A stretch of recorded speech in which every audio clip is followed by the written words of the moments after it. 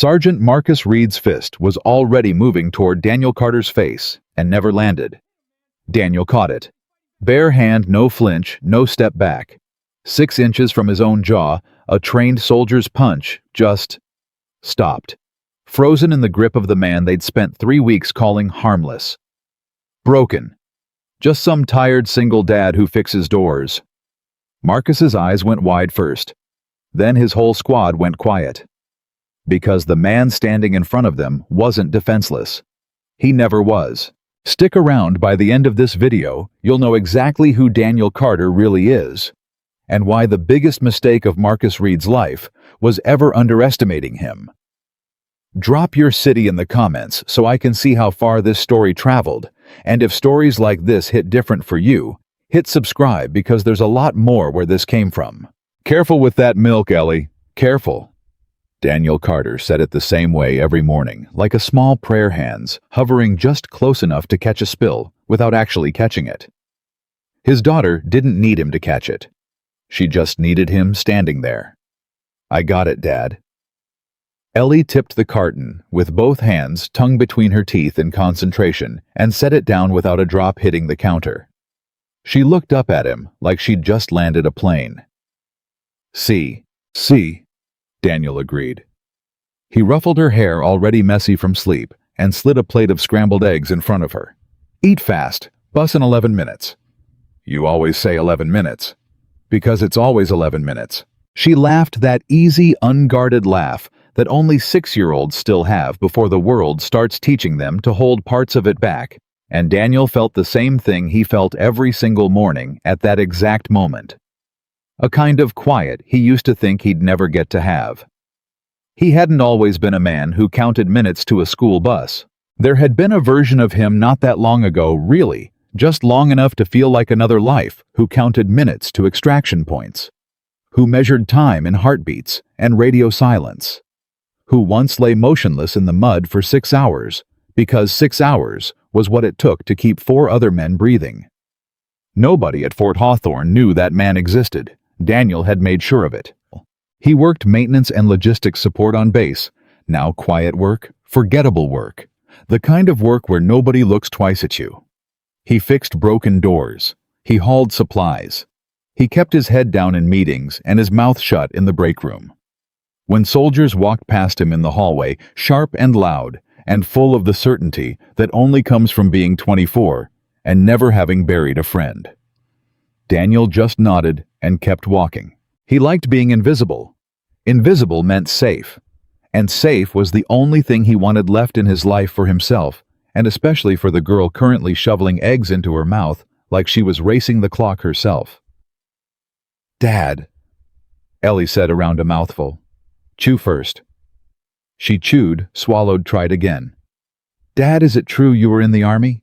Daniel's hand paused for half a second on the coffee pot. Just half a second. Long enough that if anyone else had been watching closely, they might have caught it. Ellie wasn't watching closely. She was 6. She was watching her eggs. Where'd you hear that? Tommy said his dad said you used to be a soldier, like a real one. Not like the guys who fixed the trucks. Daniel poured his coffee slow and steady, the way he did everything now, slow, steady, unremarkable. I worked with soldiers a long time ago, he said. Now I just fix things around here. Doors, trucks. You sometimes when you fall off your bike. That was 1 time. That was 3 times.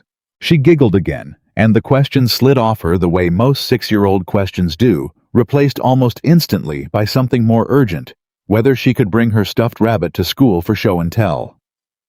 Daniel answered that question fully, completely, with real attention, the same attention he gave everything involving his daughter. The soldier question he let die where it lay. He was good at letting things die where they lay. He'd had a lot of practice. By 7:40, Ellie was on the bus waving through the window like he might disappear if she stopped, and Daniel was walking the long gravel path toward the maintenance depot with his hands in his jacket pockets and his eyes doing what they always did. Sweeping left, sweeping right, cataloging exits without him ever once telling them to. Old habits don't leave, they just go quiet. Carter! A voice from behind. Daniel recognized the cadence before he turned Gary Holt, 51 years old, 22 years running the motor pool, the closest thing Daniel had to a friend on this base. Gary had a wrench in one hand and a coffee that had clearly gone cold an hour ago in the other. "Gary, you hear the news? We got fresh blood coming in. Whole squad transferred in from Benning. Young guys, real proud of themselves from what I hear. Every squad thinks they're the first squad to ever be good at their job," Daniel said.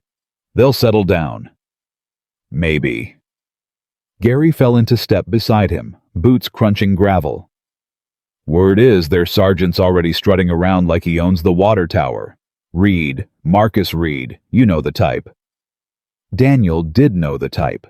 He'd been the type once, a long time ago, before the desert taught him that swagger gets people killed and quiet gets people home. "Not my problem," Daniel said. "I fix doors."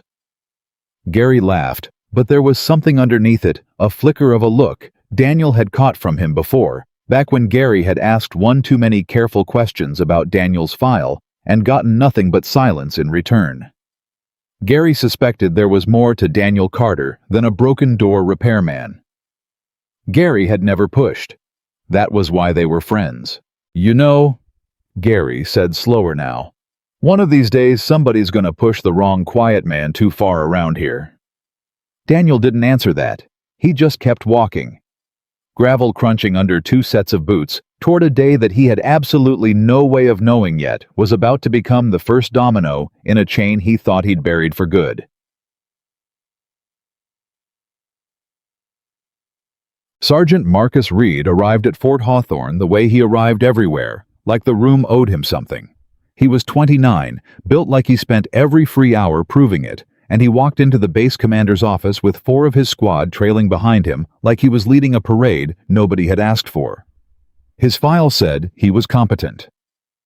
Good instincts under live conditions, strong leadership scores, a soldier who got results. His file did not say he'd spent the last 3 years being told by everyone from his CO to his own mother that he was destined for something bigger than logistics support work at a training base. His file did not say that Marcus Reed had a chip on his shoulder the exact size and shape of every officer who'd ever passed him over for a promotion he thought he deserved. By his second day on base, Marcus had already sized up the whole place. Sized it up the way a man does when he's decided he's the smartest person in every room, before he's even finished walking into it. That's when he saw Daniel. Daniel was on a ladder outside the mess hall replacing a busted door hinge, wearing a faded gray work jacket, with nothing on it, no rank, no unit patch, nothing that told a story. Just a man doing quiet, unremarkable work. "Hey!" Marcus stopped below the ladder, hands on his hip, squad fanning out behind him like they were waiting for a show. "You the maintenance guy?" "That's me," Daniel said, not looking down, focused on the hinge. "Name?" "Carter." "Carter." Marcus said it like he was testing the weight of it. "You been here long, Carter?" "Long enough." One of the younger soldiers behind Marcus, a kid who couldn't have been more than 22, all sharp jaw and sharper opinions, snorted. "Guy's probably been fixing doors since before I was born." The squad laughed. Daniel kept working. "You ever serve?" Marcus asked, tilting his head, and there was something in the question that wasn't really a question. It was a test, the kind young men throw at older men to see if they flinch. Daniel didn't flinch. He also didn't lie. "A long time ago," he said, tightening the last screw. "Doing what? Whatever they told me to do."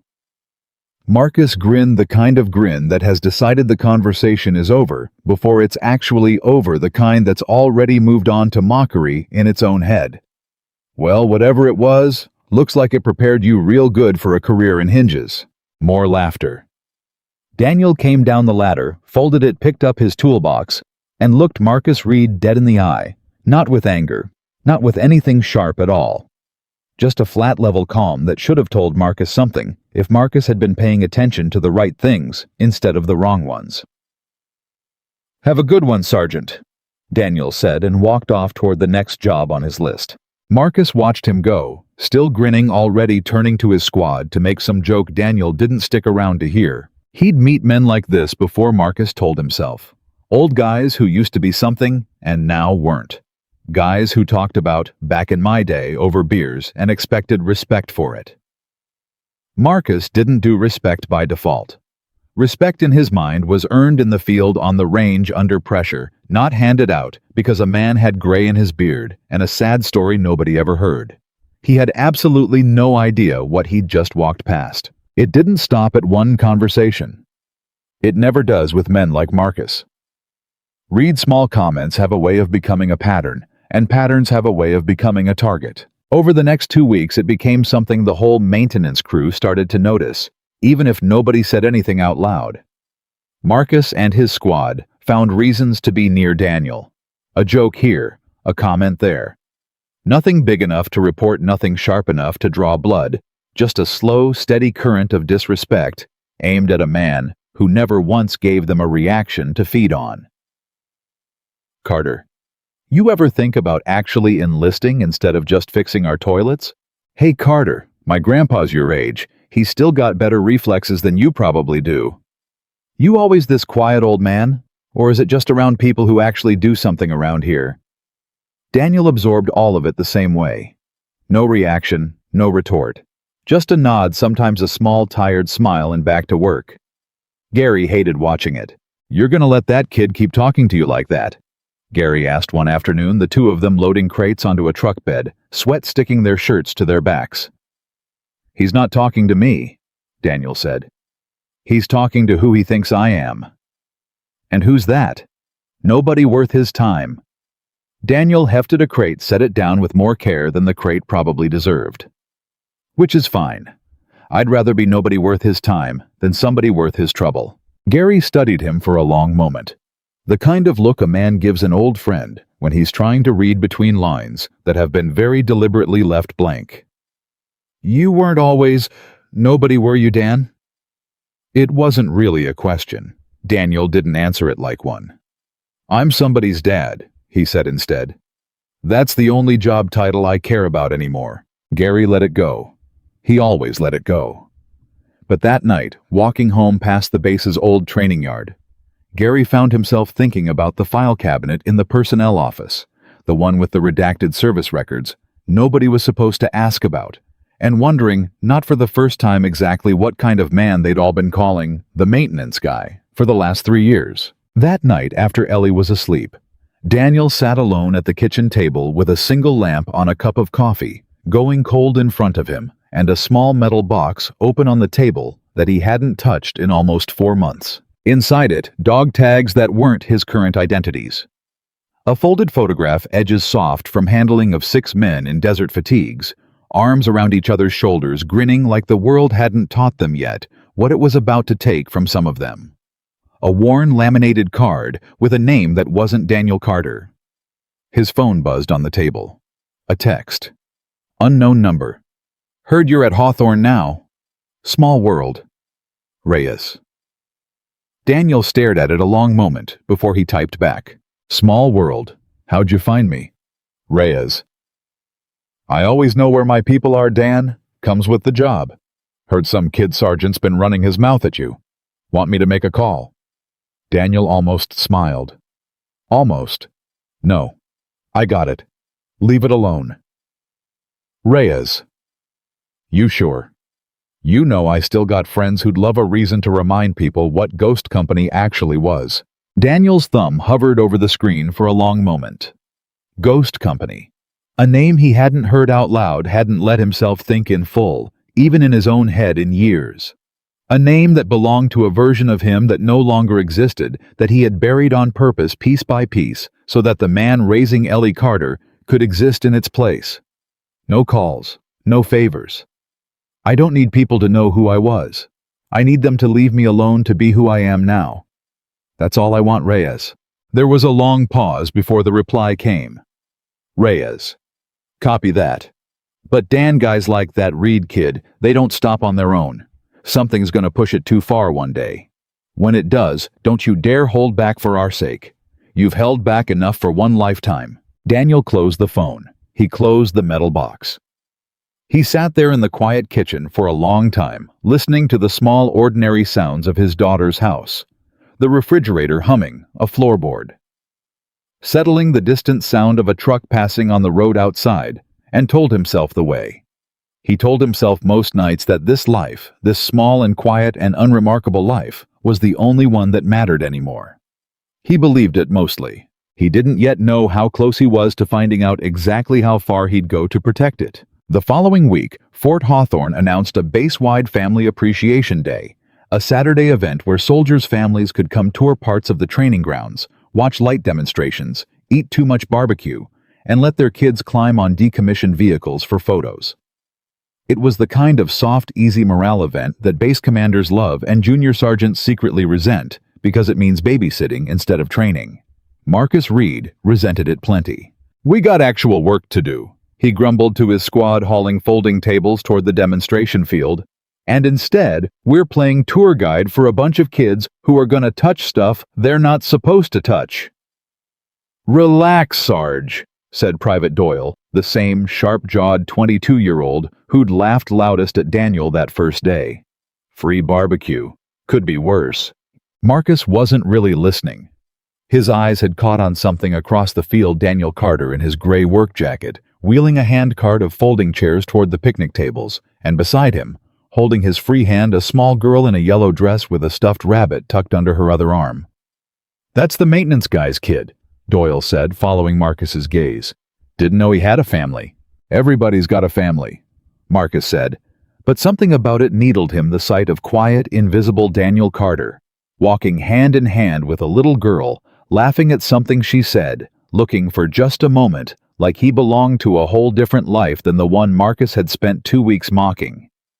It didn't fit the picture Marcus had built in his head, and men like Marcus didn't like things that didn't fit the picture. He didn't know yet that this exact Saturday, this exact field, this exact little girl in the yellow dress was about to become the single worst decision of his career.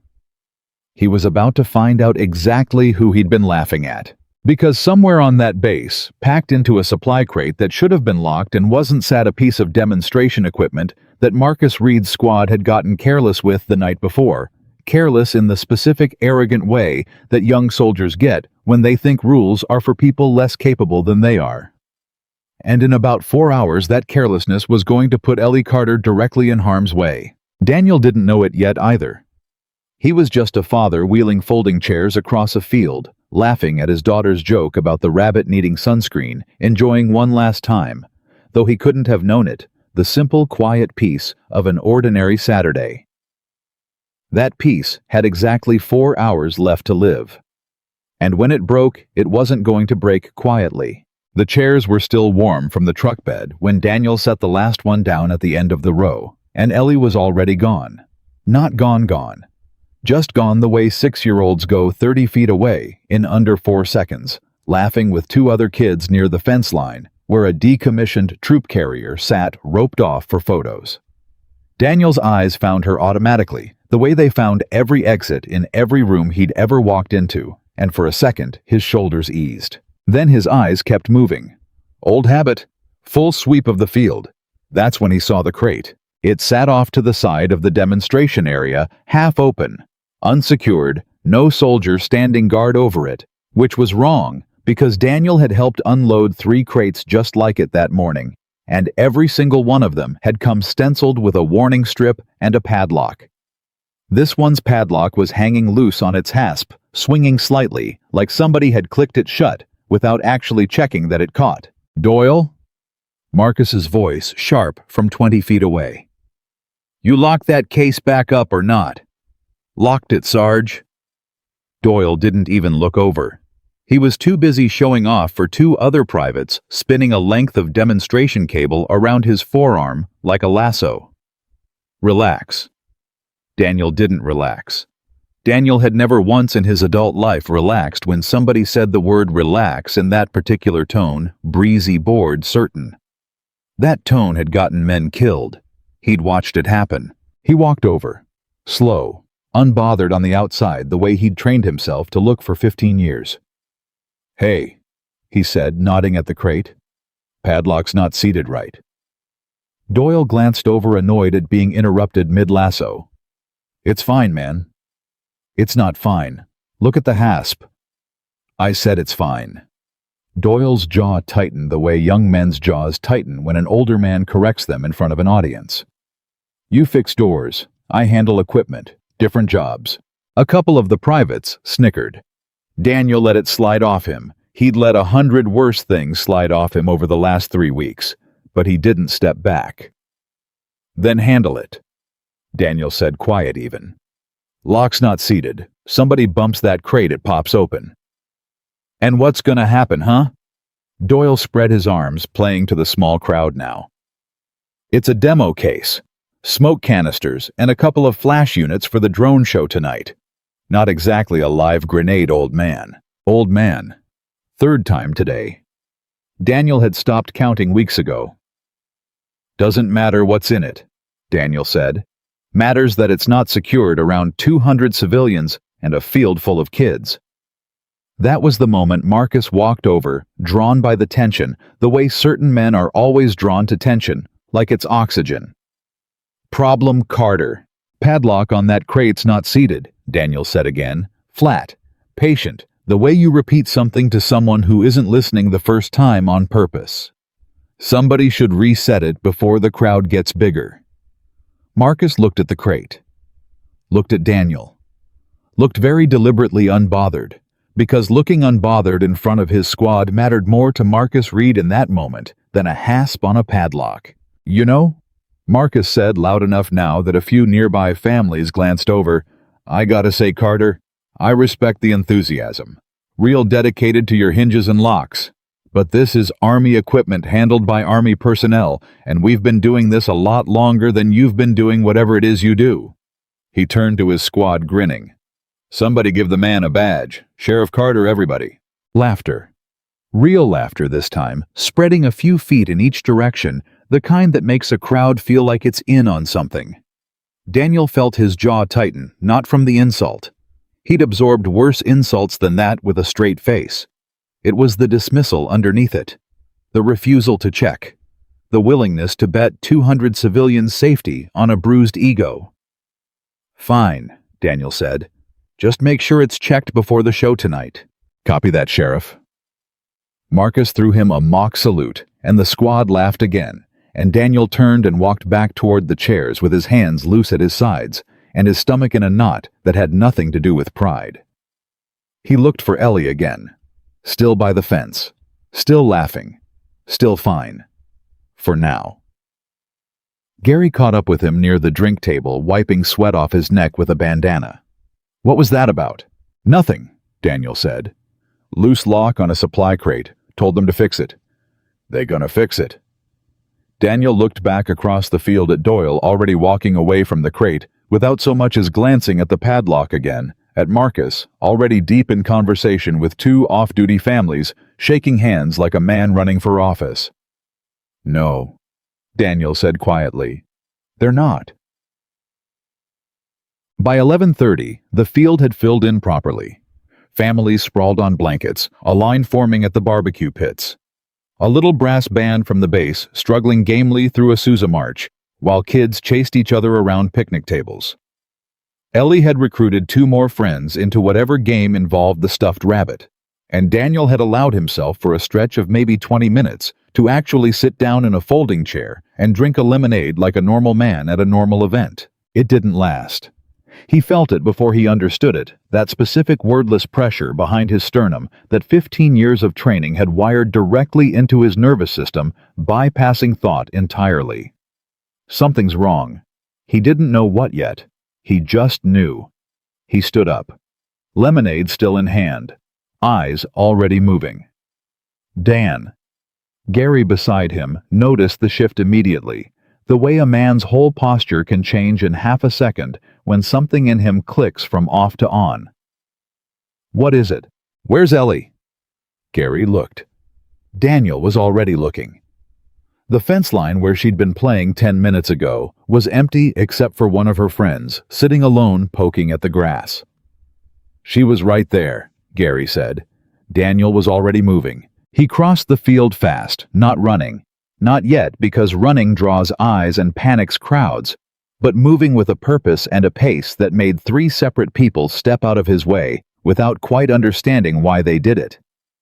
His eyes swept the barbecue line, the picnic tables, the bounce house. No yellow dress. Then he saw it. Near the supply crate, the same loose padlock now hanging open, a full 2 inches. 3 kids, Ellie among them, crouched down, curious, poking at something silver and cylindrical that had rolled halfway out onto the grass. Ellie. His voice cracked across the field, louder than he meant it to, sharper than a father's voice has any business being at a family picnic, and every head within 30 feet turned toward him. Ellie looked up, startled. "Dad, look, there's a—" "Don't touch it. Step back. Right now." Something in his tone, a register she had genuinely never heard from her father before.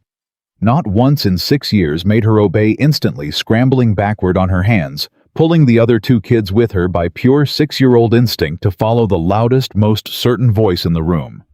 Daniel reached them 4 seconds later. He didn't stop to explain. He scooped Ellie up with one arm, physically pulled the second child back by the shoulder with the other hand, and shouted a command voice trained, carrying, "Everybody back! Clear the area now, move, move!" For half a heartbeat, nobody moved. Confused parents. A few nervous laughs, the kind people do when they don't yet understand a threat is real. Then the canister on the ground hissed a thin, ugly, unmistakable sound, and a curl of gray smoke began leaking from its seam, and the laughter died all at once. "Fire!" Someone screamed wrong, but close enough, and that was all it took. The field broke into chaos. It happened in under 90 seconds, but it would live in the memory of every person on that field for years.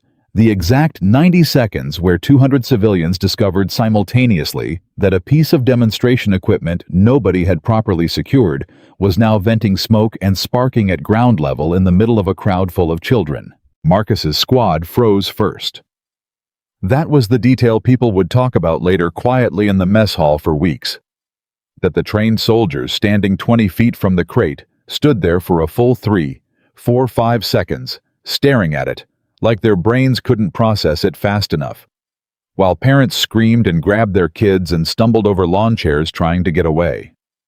Daniel didn't freeze. Daniel had Ellie under one arm, already sprinting away from the crate in a deadline for open ground and even mid-run. His eyes were doing the math, distance, blast radius. If it was worse than smoke wind direction, the cluster of families still frozen near the bounce house, not moving fast enough. "Gary!" he shouted, already changing direction. "Bounce house now! Get them out!" Gary, 51 years old, hadn't run flat out in a decade, but he ran now, arms pumping, screaming at the families near the inflatable to move. Move! Move! And somehow, through sheer volume and panic and the specific terror in his voice, it worked. Parents scattered, dragging kids by the arm, the bounce house emptying in a wave of screaming, laughing, turned crying children, who didn't understand yet what was happening, only that the adults around them had gone from calm to terrified in the space of a breath. Daniel set Ellie down 20 yards clear behind a parked truck, hard cover between her and the crate. "Stay here. Do not move. Do you understand me?" Ellie's eyes were huge, wet, scared in a way he had never once seen on her face. Not scared of the smoke, he realized in the half-second he had to look at her, but scared of him, of the version of her father that had just materialized out of nowhere, fast and hard, and absolutely nothing like the man who packed her lunch. "Dad, you're scaring me." "I know, baby, I know. Stay here. I'll be right back. I promise." He said it fast, but he meant every word of it, and something in his eyes made her nod small and fast, and press herself against the truck's tire, the way he'd told her to. Then he was moving again, back toward the crate, toward the smoke, toward the thing every instinct a normal person has says to run away from, and every instinct 15 years of training had built into Daniel. Carter said to run toward, because a hazard nobody's controlling is a hazard that gets worse, and there were still at least a dozen people within 20 feet of it who hadn't cleared yet. "Carter, what the hell are you doing?" Marcus's voice finally unfrozen, finally moving, grabbing Daniel's arm as he passed. "Get back, that's Army equipment, we've got this." Daniel shook the hand off without even really looking at him. "You don't have this. Get your people back. Now!" Something in the command. The flat, total certainty of it. A tone that expected obedience, and had clearly gotten it before many times from people whose lives depended on it, made Marcus actually take a half step back before he caught himself. Daniel dropped to one knee beside the crate.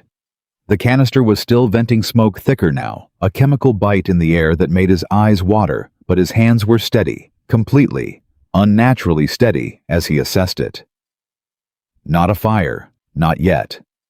A malfunctioning ignition seal on a smoke charge, the kind used for the night's drone show, badly stored, badly secured, now doing exactly what improperly handled ordnance does when nobody respects it. He found the secondary canister half a second later, still sealed, still in the crate, still close enough to the venting one that if the heat kept building it could go too, and unlike the first one, this one wasn't a training smoke charge. This one was live for the evening's flash sequence. "Doyle?" Daniel snapped without looking up. "Fire extinguisher. Now, go." Doyle didn't move, stood there pale useless, staring at the hissing canister like it might bite him. "Now!" Daniel roared it this time. A voice that didn't belong to a maintenance worker. A voice that had once cut through gunfire and static and chaos far worse than this, and something in Doyle's spine responded to it before his brain caught up. He ran. Daniel used the 15 seconds Doyle bought him to do the only thing that mattered.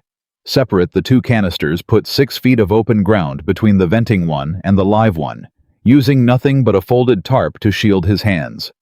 Moving with a precision that looked to the dozen or so people close enough to actually watch it happen, less like panic, and more like a man doing something he had done 100 times before, under circumstances far worse than a county fair gone wrong. Doyle came sprinting back with the extinguisher.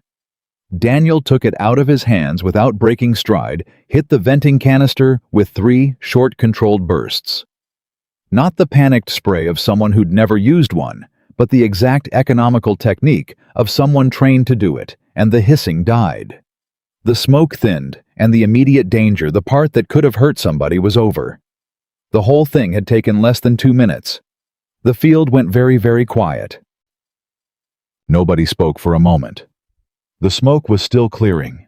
Somewhere behind him, Daniel could hear a child crying, and under it, quieter, he could hear Ellie's voice. "Dad, Dad, are you okay?" And that was the sound that finally cracked something in his chest, relief flooding through him so hard, his hands actually shook for the first time since this had started. He stood turned, and found half the field staring at him. Not at the crate. At him. Marcus Reed was staring hardest of all, because what Marcus had just watched, what everyone had just watched, was not consistent with a man who fixed hinges for a living. The speed, the calm, the exact trained economy of every movement. The command voice that had made his own squad move faster than his orders had all morning. None of it fit the picture Marcus had spent 3 weeks building in his head, and standing there with a dead fire extinguisher in his own hand, feeling suddenly deeply useless. Marcus Reed felt something ugly twist in his chest that wasn't gratitude. It was humiliation. "Anybody hurt?" Daniel called out, voice already back to normal, already turning away from Marcus to check the families near him, kneeling down to look a crying 8-year-old in the eye, and tell her gently that everything was okay now that the scary part was over. Just like that, the trained operator gone folded back down into the quiet single dad like a switch flipped in reverse. Gary reached him first, breathless hand on his shoulder. Dan, that was..." He shook his head at a loss. "What was that?" "Later," Daniel said quietly, eyes already back on Ellie, who was sprinting toward him now full speed, and he dropped to one knee to catch her. She hit him hard. Arms locked around his neck, and he held her, and for a moment nothing else in the world existed. Not the smoke, not the crowd, not Marcus Reed standing 20 feet away, with his jaw tight and his pride bleeding out in front of 200 witnesses. "I was so scared," Ellie whispered into his shoulder. "I know, baby. I know. It's over. You're safe. I've got you. You yelled at me. I know. I'm sorry I scared you. But I needed you to move fast, and you did exactly what I asked. You did so good, Ellie. So good." He pulled back just enough to look at her face, brushing hair off her forehead with a hand that was finally steady again. "That's my girl."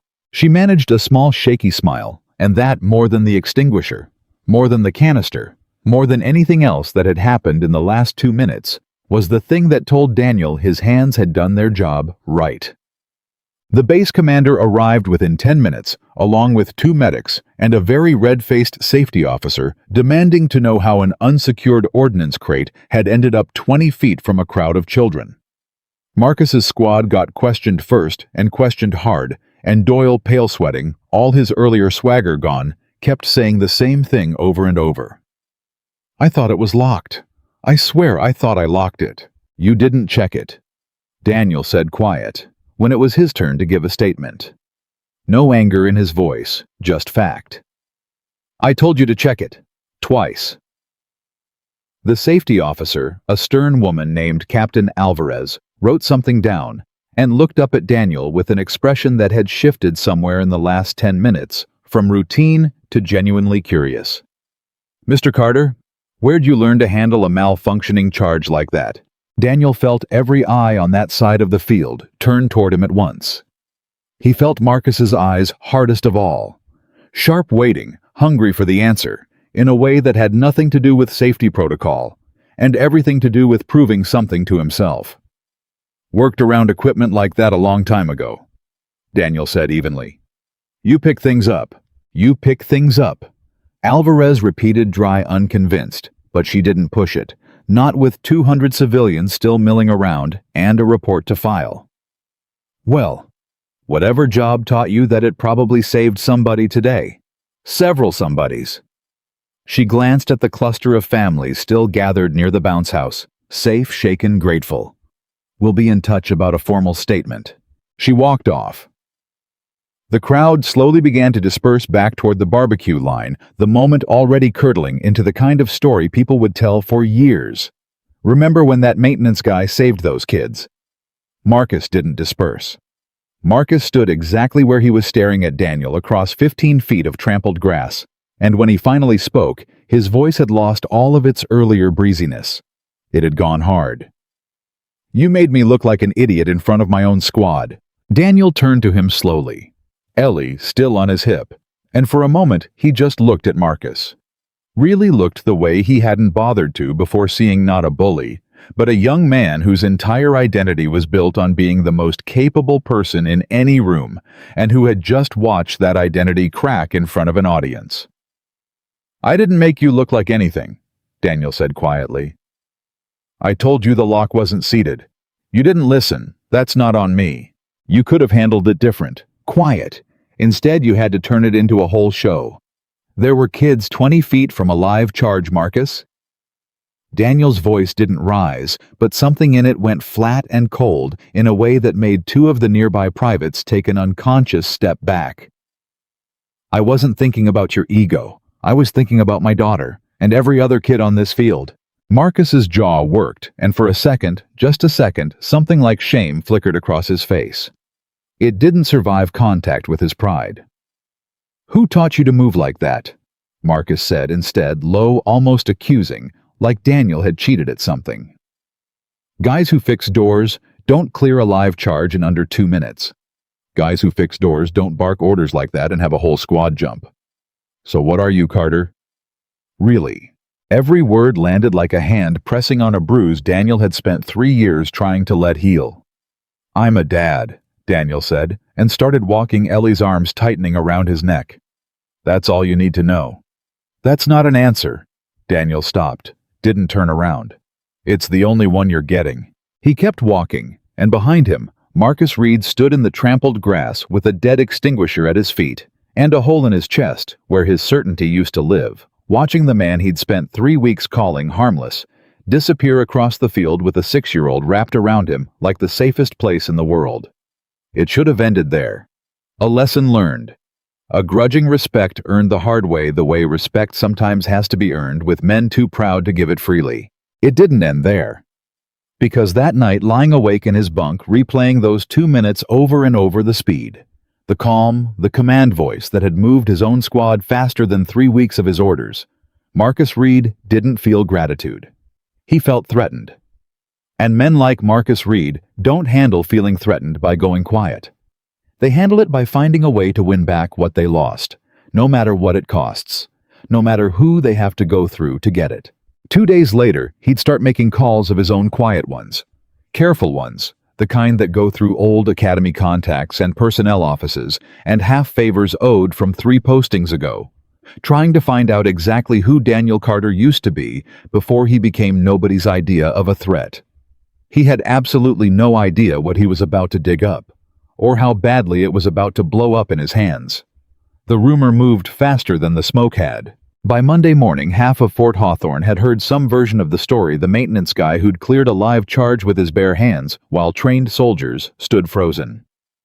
By Tuesday, the story had grown legs it didn't earn the way stories do on a base where nothing interesting happens most weeks. Some versions had Daniel diving on the canister. Some had him disarming it with a knife. One private swore up and down he'd seen Daniel take a piece of shrapnel to the shoulder and not even flinch, which wasn't remotely true, but nobody bothered correcting it because the truth was already dramatic enough without embellishment. Marcus heard every version. Every single one landed on him like a slap. "Sarge, you hear the one going around now?" Doyle asked Tuesday morning, jogging to catch up with Marcus outside the mess hall. "Somebody's saying Carter used to be Delta. Delta, man. Delta doesn't fix hinges." "It's not true," Marcus said, too fast, too flat. "How do you know?" Marcus didn't answer that because the honest answer was he didn't know. He didn't know anything. And that was exactly the problem, eating him alive from the inside out, hour by hour, ever since Saturday afternoon, when he'd stood there with a dead fire extinguisher in his hand and watched a man he'd spent 3 weeks calling harmless clear a live charge faster than his own squad could process what was happening. He hadn't slept right since. He kept replaying it, the voice. Not the speed, not even the hands. The voice. The command in it.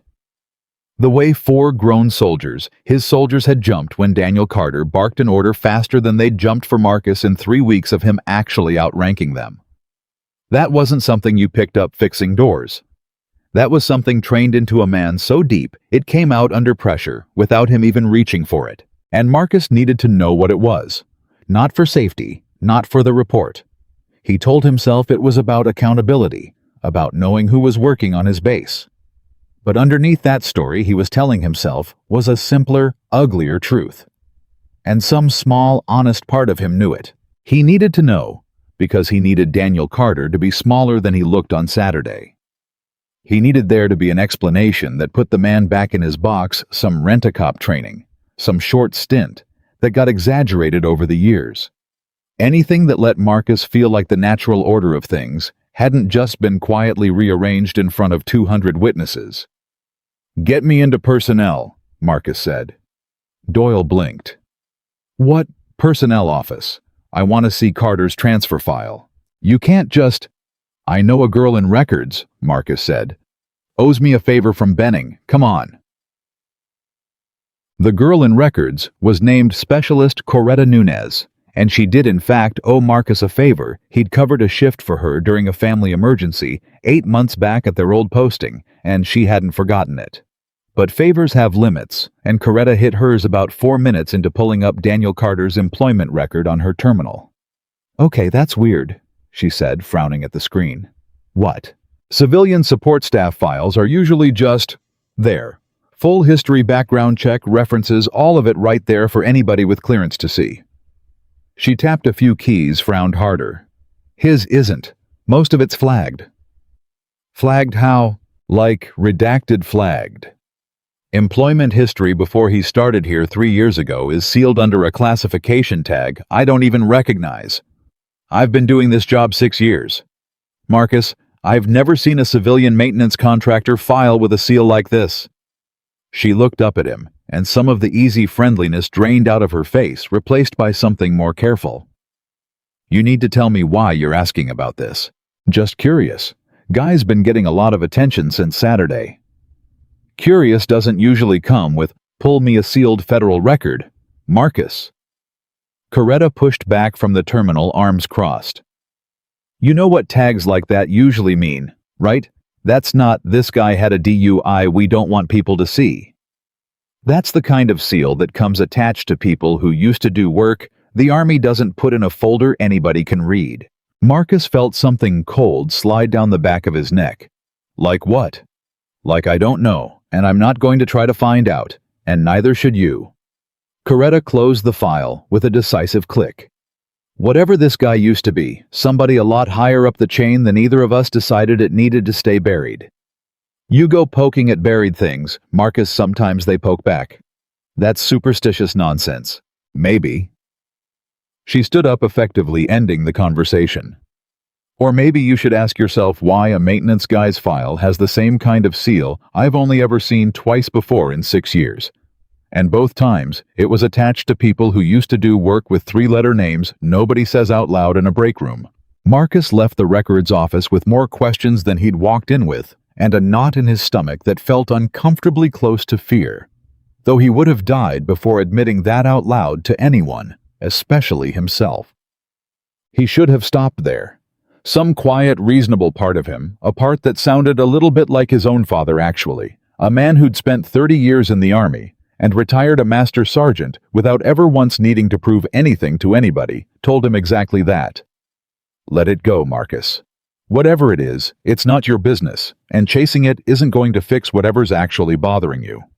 He didn't listen to that part. Instead, Tuesday night, he called an old academy buddy, currently stationed at a joint intelligence training facility 3 states over, a guy named Petrov, who owed Marcus considerably less than Coretta did, but who liked gossip more than he respected protocol, which made him useful in a different way. "Carter," Petrov repeated over a scratchy phone line. "Daniel Carter. That's a common enough name, man, you gotta give me more than that." Late 30s, early 40s. Prior service, heavily sealed record. Currently working civilian support at Fort Hawthorne. There was a pause on the line, a specific kind of pause Marcus would think back on later, the kind that happens when someone recognizes something they weren't expecting to recognize. "Say that name again." Petrov said, quieter now. "Daniel Carter." Another pause. Longer this time. "Man, I gotta go," Petrov said abruptly. "What you just picked up?" "I gotta go, Marcus. Look, I'm gonna tell you something as a friend. Okay? Whatever you're doing, whoever this guy is, drop it. I mean that. There's names that come up in certain circles that people just don't say.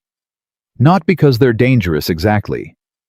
Because saying them draws attention from people you do not want attention from. You hear me? Petrov, that doesn't make any more, drop it, man." And the line went dead. Marcus sat there in the dark of his quarters, holding a phone that had just hung up on him, and for the first time since Saturday, the feeling twisting in his chest wasn't humiliation anymore. It was something closer to dread. He should have listened. Every instinct that had kept him alive through 2 deployments was telling him in the exact same wordless, bone-deep way Daniel's instincts had screamed at him on that ladder 3 weeks ago, that he was standing at the edge of something much bigger than a bruised ego and a viral rumor. Marcus Reed had never once in his life been good at listening to that particular instinct. It was, if he was honest with himself, the exact same flaw that had kept him from making major by 29 the way he'd once been so sure he would. So instead of dropping it, he doubled down. Wednesday morning.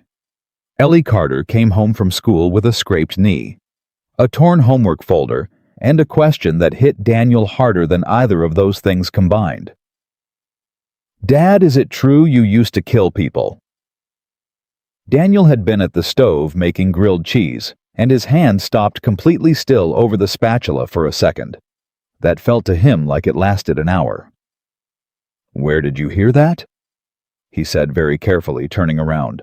"Tommy's big brother said it. He said his dad's sergeant said you used to be some kind of secret soldier who killed a bunch of bad guys, and that's why nobody's allowed to know about your old job."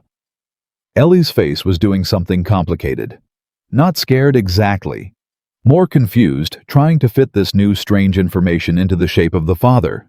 She knew the one who made grilled cheese and checked under her bed for monsters, and cried a little quietly every year on her mother's birthday. "Is that true?" Daniel turned the burner off. He crouched down in front of her at her eye level, the way he always did for conversations that mattered. "I used to be a soldier," he said slowly, picking each word like he was diffusing something.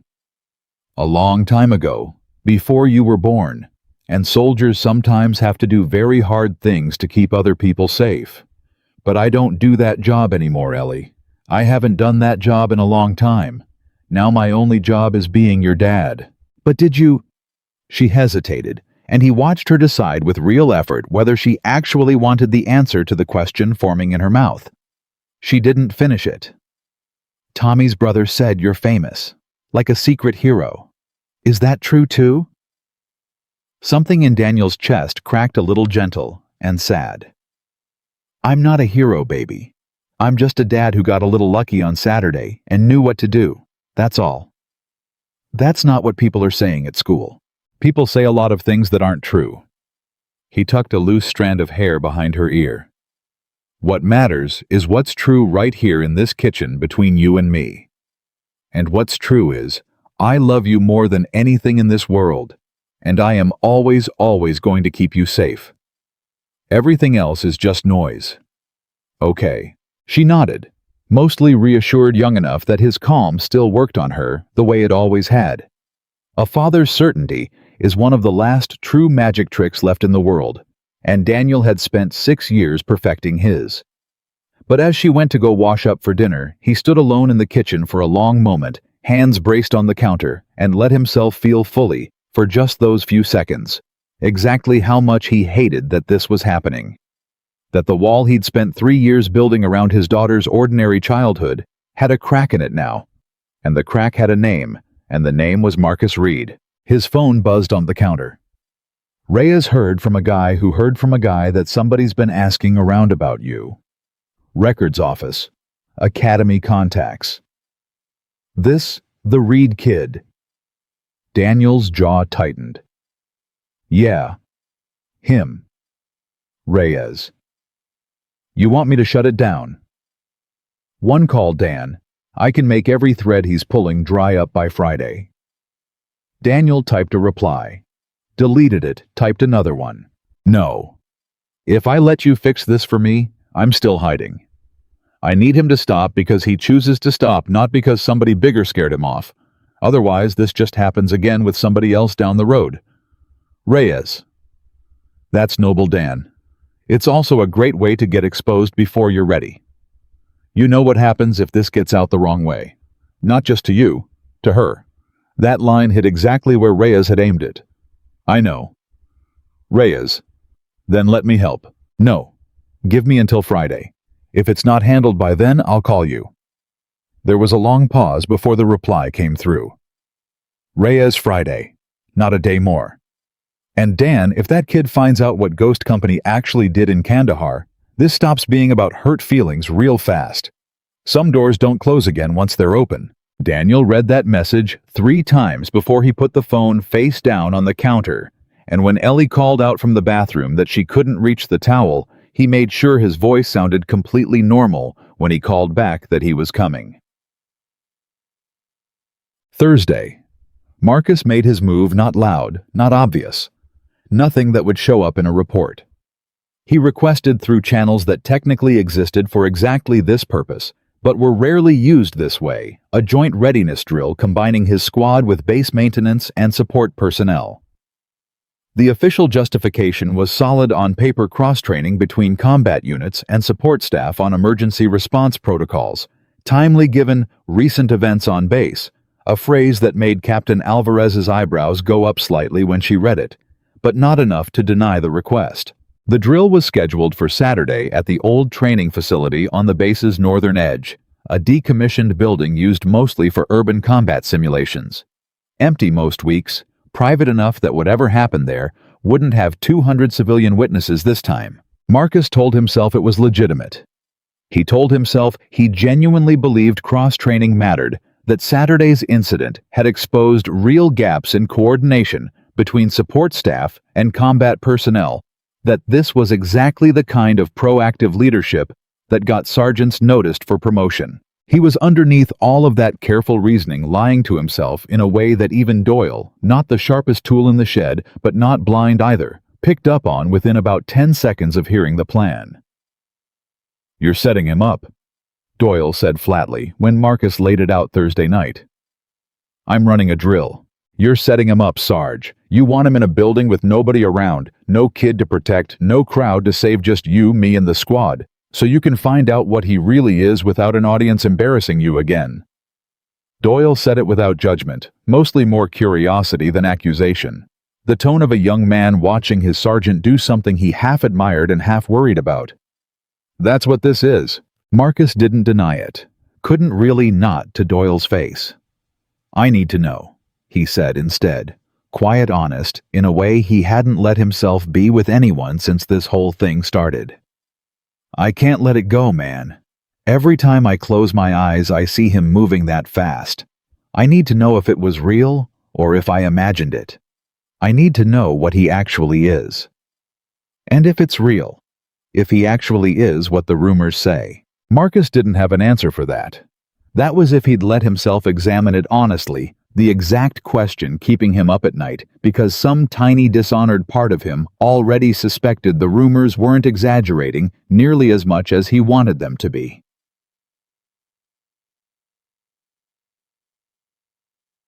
Friday morning, Daniel got the notice for the joint readiness drill. He read it twice, standing in the maintenance depot with Gary looking over his shoulder, and something in his gut went very quiet and very still, the exact same stillness that used to settle over him in the field right before things got complicated. "Cross-training drill," Gary read aloud. "Northern Training Facility. Saturday 0900. Mandatory for support staff." He looked at Daniel. "This have Reed's name on the request?" "Yeah." "You think this is what it looks like?" Daniel folded the notice, slow, deliberate. "I think Marcus Reed hasn't slept well since Saturday, and I think he's decided the only way to get his sleep back is to find out exactly what I am. And I think he's picked a place with no witnesses to do it. So don't go." "Can't not go. It's mandatory, and if I skip it, that raises more questions than it answers." Daniel set the notice down on the workbench, rubbing a hand over his jaw. "Besides, if I don't go, he just tries again somewhere else. Kid like that doesn't stop pulling a thread until it either breaks or he finds the end of it." "And what's at the end of it, Dan?" Gary's voice had dropped, careful, the voice of a friend finally gently asking the question he'd been sitting on for 3 years. "What exactly is he gonna find if he keeps pulling?" Daniel looked at his old friend for a long moment. A good man, a loyal one, who'd never once pushed where he wasn't wanted, who deserved better than continued silence after everything. But some things weren't Daniel's to give away even to someone he trusted. Some things belonged to men who weren't around anymore to have an opinion about who got told. "More than he's ready for," Daniel said finally. "That's all I can say." Gary studied him a moment longer, then nodded slow, accepting it the way he always did. "Well, whatever happens tomorrow, you watch yourself. That kid's got something to prove, and desperate men do stupid things when they're trying to prove something." "I know," Daniel said quietly. "I used to be one." That night after Ellie was asleep, Daniel sat at the kitchen table with the metal box open again, the dog tags, the photograph, the laminated card with the name that wasn't his anymore. He held the photograph a long time, looking at the 6 faces in it, grinning in the desert sun, none of them knowing yet what the next 18 months would take from 3 of them. His phone buzzed. "Reyes. You still good for Friday deadline? Or you want me to make that call?" Daniel looked at the message a long time before answering. "Drills tomorrow. Reed set it up himself. Empty building, no witnesses, just him and his squad testing me. I think he already half knows." "Reyes. You want backup? I can have somebody on base in 6 hours. Nobody has to know who they are." "No. If this happens, it happens on my terms in front of him and nobody else. I'm not going to let this become bigger than it needs to be." "Reyes. And if he pushes it past testing, if he actually comes at you, Dan, for real, not posturing?" Daniel's thumb hovered over the screen for a long time before he typed his answer. Then I do what I always did. I make sure everyone in that room goes home. Even him. Especially him, he's got no idea what he's actually asking for. Reyes. That's the Dan I remember. Careful tomorrow. And hey, for what it's worth, I don't think this ends the way that kid thinks it does. Neither do I. Daniel closed the phone, closed the box, and sat alone in the quiet kitchen for a long time, listening to his daughter breathe 2 rooms away through the baby monitor. He still hadn't been able to get rid of, even though she was 6, listening to the small ordinary sounds of a life he had built, stone by careful stone over 3 years, and thinking with a certainty that settled into his chest like cold water that tomorrow was going to be the day all of that carefulness got tested in a way it had never been tested before. He didn't sleep much that night either. Saturday morning arrived gray and overcast, the kind of flat, colorless light that makes everything feel slightly unreal. Daniel dropped Ellie at Gary's wife's house for the morning, a small mercy, a buffer, one less thing to worry about, and drove to the base with his hands steady on the wheel and his mind running through scenarios the way it used to run through mission briefs, methodical, thorough, refusing to let emotion cloud the assessment. The northern training facility sat empty and quiet when he arrived, a squat concrete building built decades ago for urban combat simulations. Its windows bordered its hallways, narrow and stripped down to bare walls designed to mimic close-quarters environments. Marcus's squad was already there, 5 of them. Doyle among them, standing in a loose cluster near the entrance, and something about the way they were positioned, the way their eyes tracked Daniel's truck as it pulled into the gravel lot, told him everything he needed to know about what kind of drill this actually was. He got out slow, unhurried, a man arriving for an ordinary shift. Carter. Marcus stepped forward from the group arms, crossed jaw set. Whatever internal debate he'd been having all week had apparently resolved itself sometime in the last 12 hours, because the uncertainty Daniel had half expected to see in his face was gone, replaced by something harder, more decided. Glad you could make it.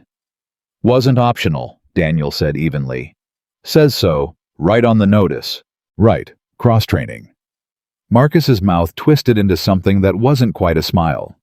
Emergency coordination between combat personnel and support staff. Real valuable stuff given recent events. Sure. Daniel let his eyes move across the squad, cataloging without seeming to 5 of them, no visible weapons beyond standard training gear positioned in a loose semicircle that wasn't quite an accident. Where's the rest of the unit? Thought this was base-wide. Just us today, Marcus said. Smaller group, more focused. More private, you mean?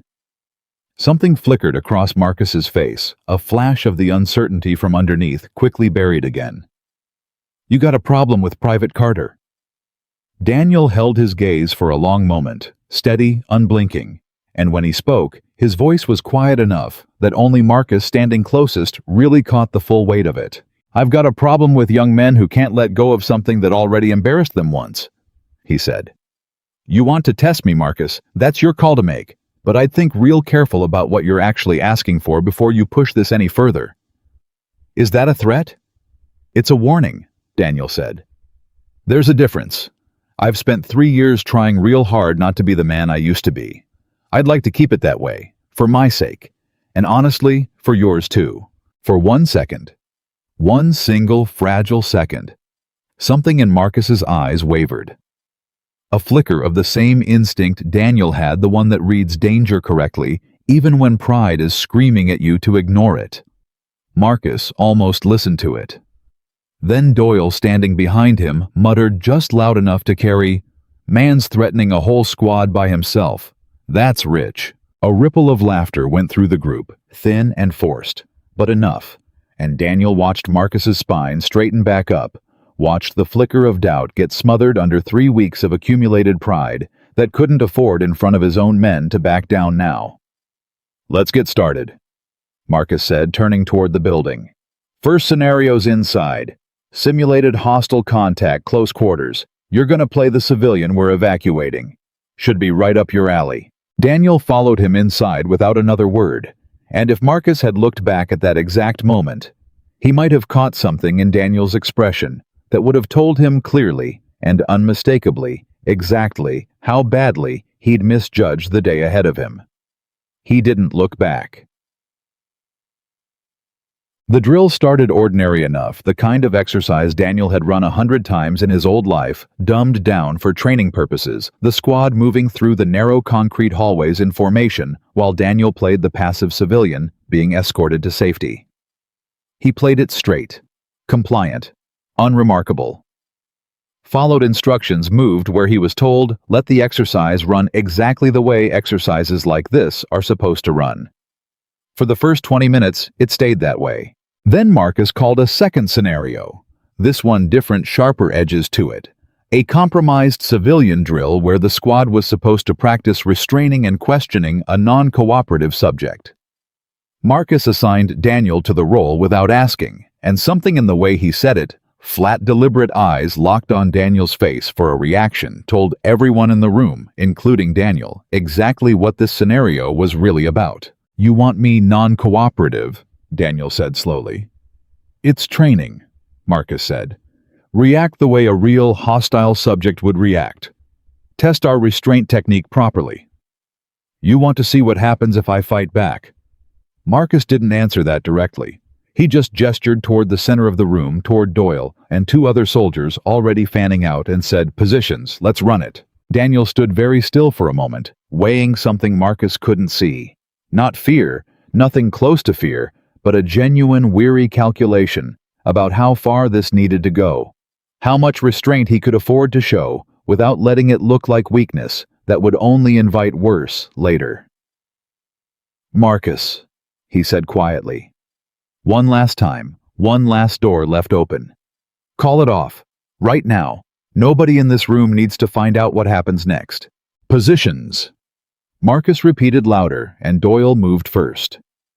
Doyle came at him fast, young, strong, trained, moving with the confidence of a soldier who'd drilled restraint holds 100 times and never once had them fail against a real resisting target. He grabbed for Daniel's arm, intending a standard control hold, the kind of move that ends a training scenario in about 4 seconds under normal circumstances. It never landed. Daniel's hand caught Doyle's wrist mid-motion, not violently, not even hard, just precisely redirecting the momentum with the smallest possible movement. And Doyle found himself suddenly off balance. His own grip turned against him, standing with his arm twisted at an angle that hurt just enough to make his point without doing any real damage. "Sorry," Daniel said quietly, releasing him immediately. "Reflex." Doyle stumbled back, face red, more shocked than hurt, and the room went dead silent for a beat. "Again," Marcus said, jaw tight. "Two of you this time." 2 soldiers moved in together, coordinated textbook, and Daniel handled both of them in under 3 seconds again, without a single strike thrown again. Releasing them, the instant control was established again, leaving both young men standing there, breathing hard, and staring at him like he'd just performed a magic trick they couldn't explain. "He's not even trying," one of them muttered, disbelieving. "That's the problem," Doyle said, quiet, rubbing his wrist. "He's not." Marcus stood at the edge of the room, watching all of it, and something in his chest was climbing toward a place past humiliation, now past even the wounded pride that had started this whole thing 4 days ago. It was climbing toward something closer to obsession, a need desperate and total to find the bottom of this man, to find the place where the calm cracked and the real Daniel Carter showed himself.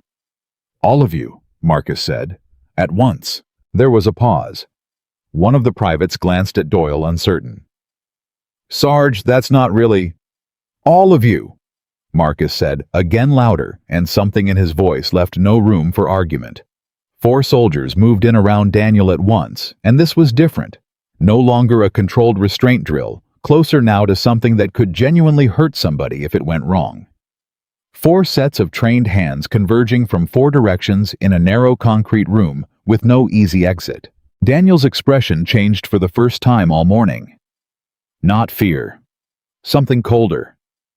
A total, absolute shift in focus that anyone who'd ever actually seen real combat would have recognized instantly, and that every young soldier in that room felt on some primal level, even without understanding what they were seeing. "Marcus!" Daniel's voice cut through the room sharp enough that 2 of the 4 advancing soldiers actually hesitated mid-step. "Call them off. This isn't training anymore. Somebody's going to get hurt, and it's not going to be me. Prove it," Marcus said, and there was something raw and furious underneath the words. Now something that had stopped being about a training exercise several minutes ago. "Prove you're what everyone says you are, or prove you're nothing. Either way, I need to know."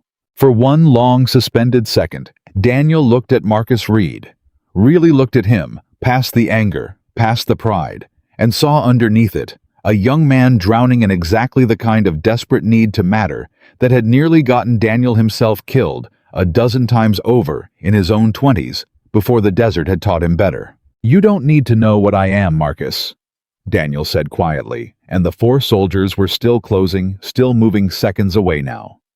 "You need to figure out why it matters so much to you that I'm nothing. That's the question you should be asking, not the one you're asking right now." Marcus didn't answer.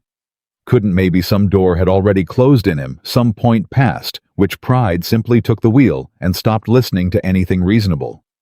"Go," he said to his squad, and that was the moment. The exact moment, 4 soldiers lunging in from 4 directions in a stripped concrete room with no witnesses and no cameras, and no 6-year-old daughter to hold him back. That 15 years of buried training finally fully woke back up inside Daniel Carter, and the quiet single dad. The whole base thought they understood, simply stopped existing for the next 4 seconds. The first soldier to reach him never even got his hands up. Daniel moved inside the reach before the kid could finish the lunge, one palm catching his shoulder and turning it, using his own momentum against him, and the soldier found himself face first against the concrete wall, with his arm pinned behind his back before his brain had even registered that contact had happened. It wasn't a strike. It wasn't even really a throw. It was redirection, pure and economical, the kind of move that looks almost gentle on the outside and feels like a steel trap from the inside. "Stay down," Daniel said quietly, releasing him already turning.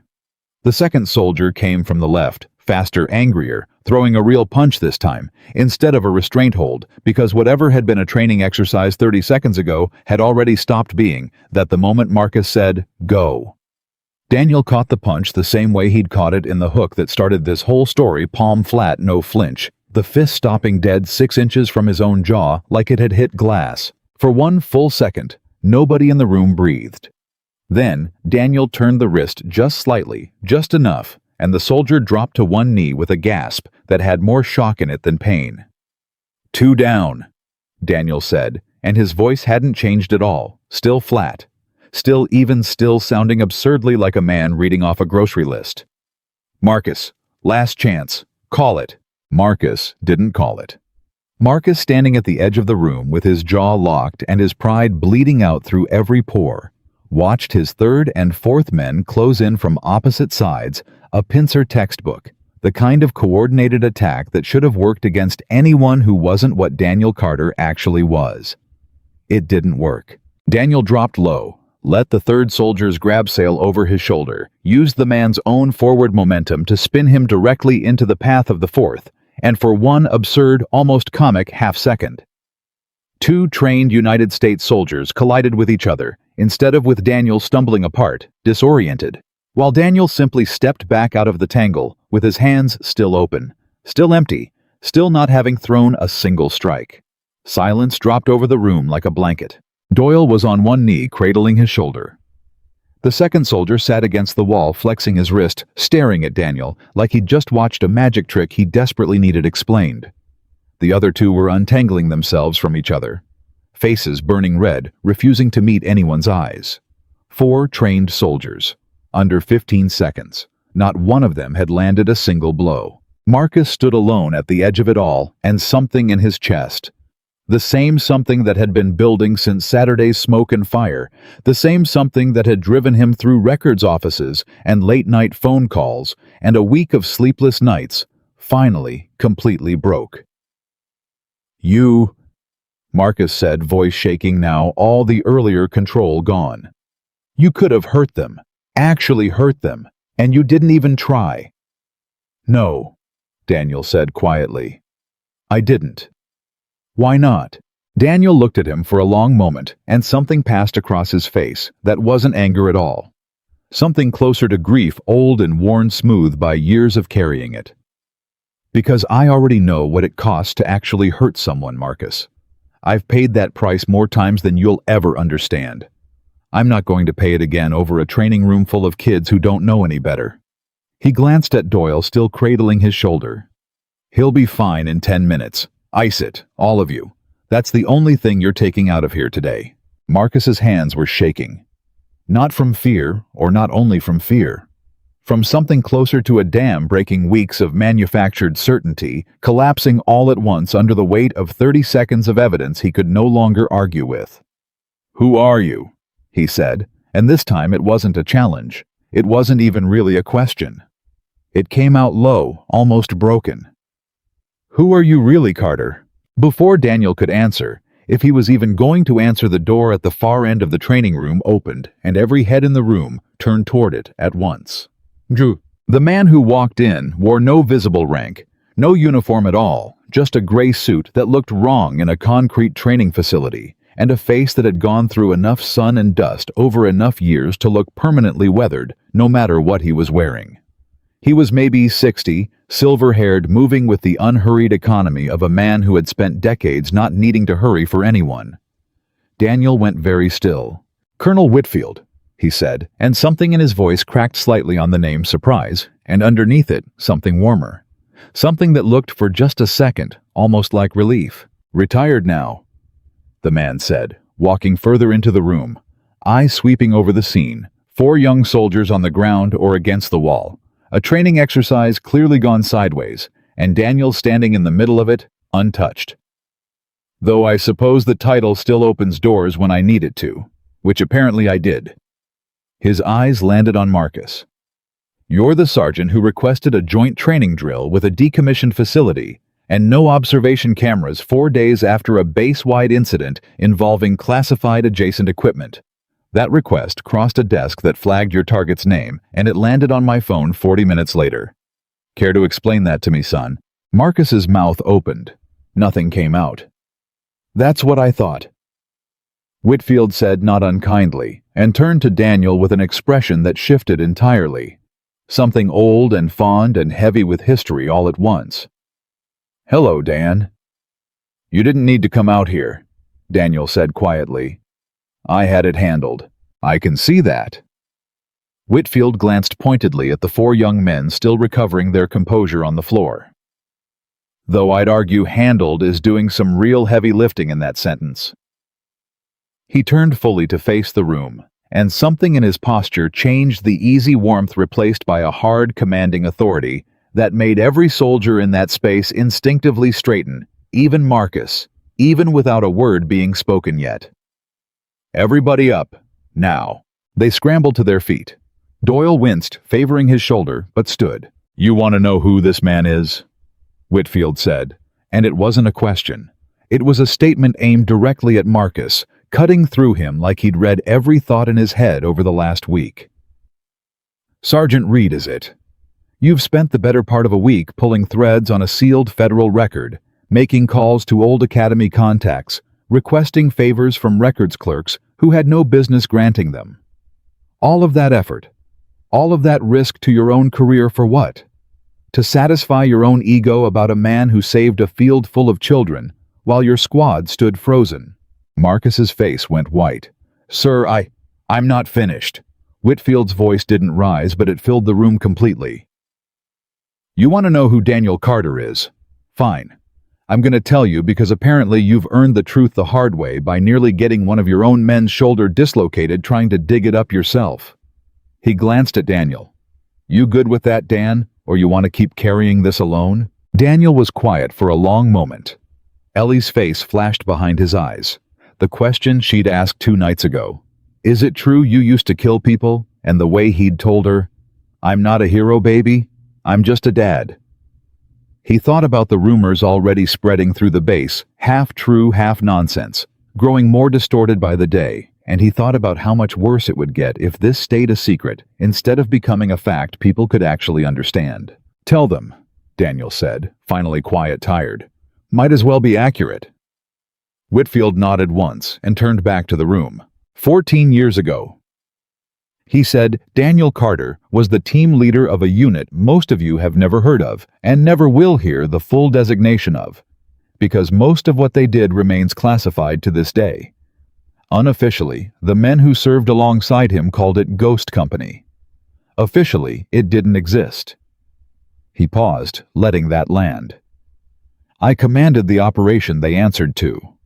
I signed off on missions most of you would not believe if I described them in detail, in places most of you have never heard mentioned on the evening news, against threats the American public was never told existed." Every soldier in the room stood frozen listening. In Kandahar province 11 years ago, Daniel's team was ambushed during an extraction mission gone wrong. Cut off, surrounded. No air support for 6 hours because the weather wouldn't allow it. Whitfield's voice had gone quieter, now heavier. Daniel held that position with 4 other men for those 6 hours. When it was over, 3 of those men came home. 2 didn't. And the reason 3 of them came home at all is standing right here in this room, and he has spent every single day since then believing he should have found a way to bring back all 5.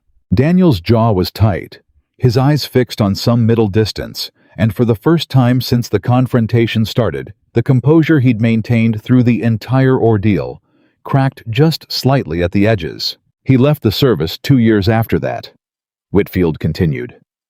Not because he broke, because he had a daughter who needed a father more than this country needed another operator, and Daniel Carter, whatever else he is, has always known exactly what actually matters. He looked directly at Marcus now. He didn't tell you who he was, Sergeant, because he didn't want you to fear him. He wanted to be left alone to raise his little girl in peace, the same way any one of you would want if you'd paid the price he's paid to earn that peace. And instead of respecting that you spent a week trying to dig up a grave that 2 good men are actually buried in because your ego couldn't handle looking foolish in front of your own squad. The silence in the room was total. Marcus stood there, and something in his face was collapsing in real time. The swagger, the certainty, the 3 weeks of mockery, all of it crumbling under the weight of a truth that was so much heavier than anything he'd imagined when he'd started pulling that thread. "I didn't know," he said, voice barely above a whisper. "No." Whitfield agreed. "You didn't, because you never asked. You just decided the moment you saw a quiet man in a work jacket, that quiet meant weak and mockery was owed. That's not intelligence, son. That's laziness wearing a uniform." He let that sit for a moment, before his tone softened just slightly. "But you're not the first young sergeant to make that mistake, and you won't be the last. What matters now is what you do with it."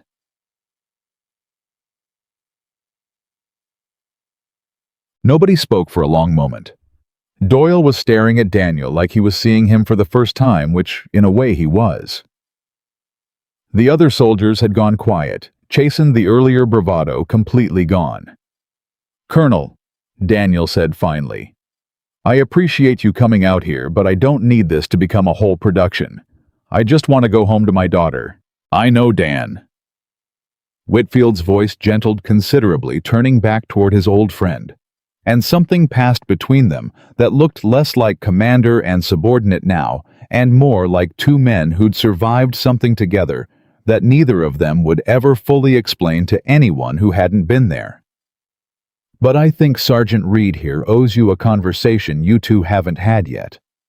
And I think it'd do him some good to actually have it instead of running from it the way he's been running from it all week." Daniel looked at Marcus for a long moment. Marcus looked like a man standing in the wreckage of every assumption he'd built his identity on. 29 years old, 3 weeks into a posting where he'd decided within his first hour that he understood exactly who mattered and who didn't, and now standing in a concrete room being told by a retired colonel with more classified missions behind him than Marcus would ever know about that the harmless old maintenance guy He'd spent 3 weeks humiliating, had bled for this country in ways Marcus's entire career hadn't come close to touching. "I'm sorry," Marcus said, and it came out rough, unpracticed, a word he clearly hadn't said sincerely in a very long time. "I'm sorry, Carter. I don't—" He stopped, shook his head, started again. "I don't have an excuse. I saw a quiet guy who wasn't in a uniform anymore, and I decided that meant something about him. I was wrong. I've been wrong since day one." Daniel studied him for a long moment before answering. "You want to know the thing that actually bothers me, Marcus? It's not the jokes. Men joke. I've made worse jokes about better men in rooms just like this one years ago before I learned better." He took a step closer, voice quieter now, more direct. "What bothers me is that you had a whole squad of good young men under your command, and instead of teaching them what real strength actually looks like, you taught them that mockery is leadership. That confidence means never admitting you might be wrong about somebody. That's the actual failure here, not the jokes. What the jokes taught the men following you." Marcus's throat worked. He glanced at Doyle at the other 3 soldiers, and something in his face suggested that landed harder than anything else said in that room so far. "You're right," Marcus said quietly. "I know I am." Daniel's voice softened, just slightly, not forgiveness. Exactly, not yet, but something adjacent to it. "Doesn't mean it's too late to fix. You've got good instincts, Marcus. I saw it Saturday the second you understood there was real danger you moved. You just moved late because you were too busy protecting your pride to actually listen when somebody tried to warn you." He paused. "That's a fixable problem, if you want to fix it." "I want to fix it," Marcus said.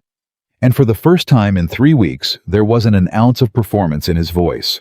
Just a young man, genuinely humbled, meaning exactly what he said. Whitfield, watching the exchange, allowed himself a small, satisfied nod. "Good," he said. "Because Sergeant Reed, I'll be filing a report on today's little unauthorized drill, and it is not going to be flattering. But I'm going to leave the consequences up to your CO and to Daniel here, because I think there's a version of accountability that actually teaches you something, and a version that just punishes you, and only one of those is worth the paperwork." He glanced at Daniel. "Your call, Dan. Always was." Daniel looked at Marcus for a long moment. He thought about Ellie, waiting at Gary's wife's house, probably already asking when Daddy was coming home. He thought about 6 years of trying to raise her to be kind, first, and tough second, and about how the version of Marcus Reed standing in front of him right now, stripped of pride, actually listening for the first time, looked a lot more like someone worth investing in than someone worth crushing. "No formal report," Daniel said finally. "Not from me. But you and your squad are going to spend the next month doing real cross-training, the kind that actually teaches something. And I'm going to be the one running it. Every session. And the first thing I'm going to teach you is that the quietest man in the room is very often the one who's already survived the thing you're all still afraid of." Marcus swallowed hard, nodded. "Yes, sir." "Don't call me sir," Daniel said. And for the first time since he'd walked into that building, something that was almost a smile tugged at the corner of his mouth. "I'm not your commanding officer. I'm just a dad who fixes doors. Try to remember that part, too." The walk back to the parking lot afterward was quiet. Whitfield fell into step beside Daniel, hands in his pockets, and for a while, neither of them said anything at all. The comfortable silence of 2 men who'd shared things together that words had never been adequate for anyway. "You didn't have to come out here," Daniel said finally. "I know." Whitfield glanced sideways at him. "I wanted to. Been meaning to check in on you for a while now, if I'm honest. Heard you'd settled somewhere. Heard you had a little girl. Ellie, she's 6. 6. Whitfield's face softened in a way it rarely did, even with old friends. "Miller would have liked that. Hearing you had a kid. He always said you'd make a good father back when none of us could imagine you doing anything but the job." Daniel's throat tightened at the name one of the 2 who hadn't come home from Kandahar.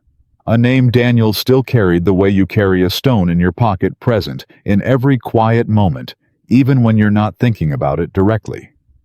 "Yeah," he said quietly. "I think about that sometimes. What he'd say? He'd say you did good, Whitfield said simply. Watching you in there today, the restraint, the way you handled those kids without hurting a single one of them, even when you had every right to put every one of them on the ground the hard way. That's not what most men would have done, Dan. That's not even what you would have done 14 years ago. He stopped walking, turned to face him fully. You built something good here. Don't let a kid like Reed or anybody else who comes asking make you think you have to choose between the man you were and the man you are now. You're allowed to be both, quietly, on your own terms. Daniel looked at his old commander for a long moment, feeling something loosen in his chest that had been wound tight since the moment Ellie asked him if the rumors were true. Thank you, he said, for today, and for not pushing it further than it needed to go. That's what friends do. Whitfield clasped his shoulder firm brief. Go home to your girl, Dan. I imagine she's got a lot of questions waiting for you, and I suspect you're finally in a position to actually answer some of them honestly. Daniel picked Ellie up from Gary's a little after 2, and she came running out the front door the second she saw the truck backpack bouncing, face lit up in the exact, uncomplicated way that had gotten him through more hard days than she would ever know about. Dad. She climbed in, buckled herself, and immediately launched into a full report of her morning, a movie, a snack, a minor disagreement with Gary's granddaughter over a puzzle piece that had apparently been resolved through diplomacy. And Daniel let the sound of her voice wash over him. The whole drive home, grateful in a way that went bone deep for the specific ordinary miracle of a 6-year-old who had absolutely no idea what her father had just walked through an hour earlier. It wasn't until they were home, until dinner was on the table and the dishes were half cleared, that Ellie brought it back up. Dad, she said, poking at the last of her green beans. Tommy's brother said that stuff about you again today. About you being a secret hero. Daniel set down the dish towel he'd been drying his hands with and sat across from her at the table. He thought about Whitfield's words in the parking lot. You're allowed to be both, and he thought for the first time in 3 years that maybe his daughter deserved a little more of the truth than he'd been giving her. Ellie, he said slowly, I want to tell you something, and I need you to listen all the way through before you ask questions, okay? She nodded wide-eyed, sensing the shift in his voice. A long time ago, before you were born, I was a soldier. A special kind of soldier, the kind that doesn't wear a uniform most people recognize, and does a job that most people never hear about. I worked with 4 other men who became like brothers to me. We went to a lot of hard places together, and we kept each other safe, and most of the time we came home. Most of the time, Ellie repeated quietly. Most of the time, Daniel said, and his voice caught just slightly on the word. One time we didn't. I lost 2 of those brothers, men named Miller and Cho. They were good men, Ellie, braver than anybody I've ever known. And after that happened, I made a choice. I decided the bravest thing I could do wasn't going back out there again.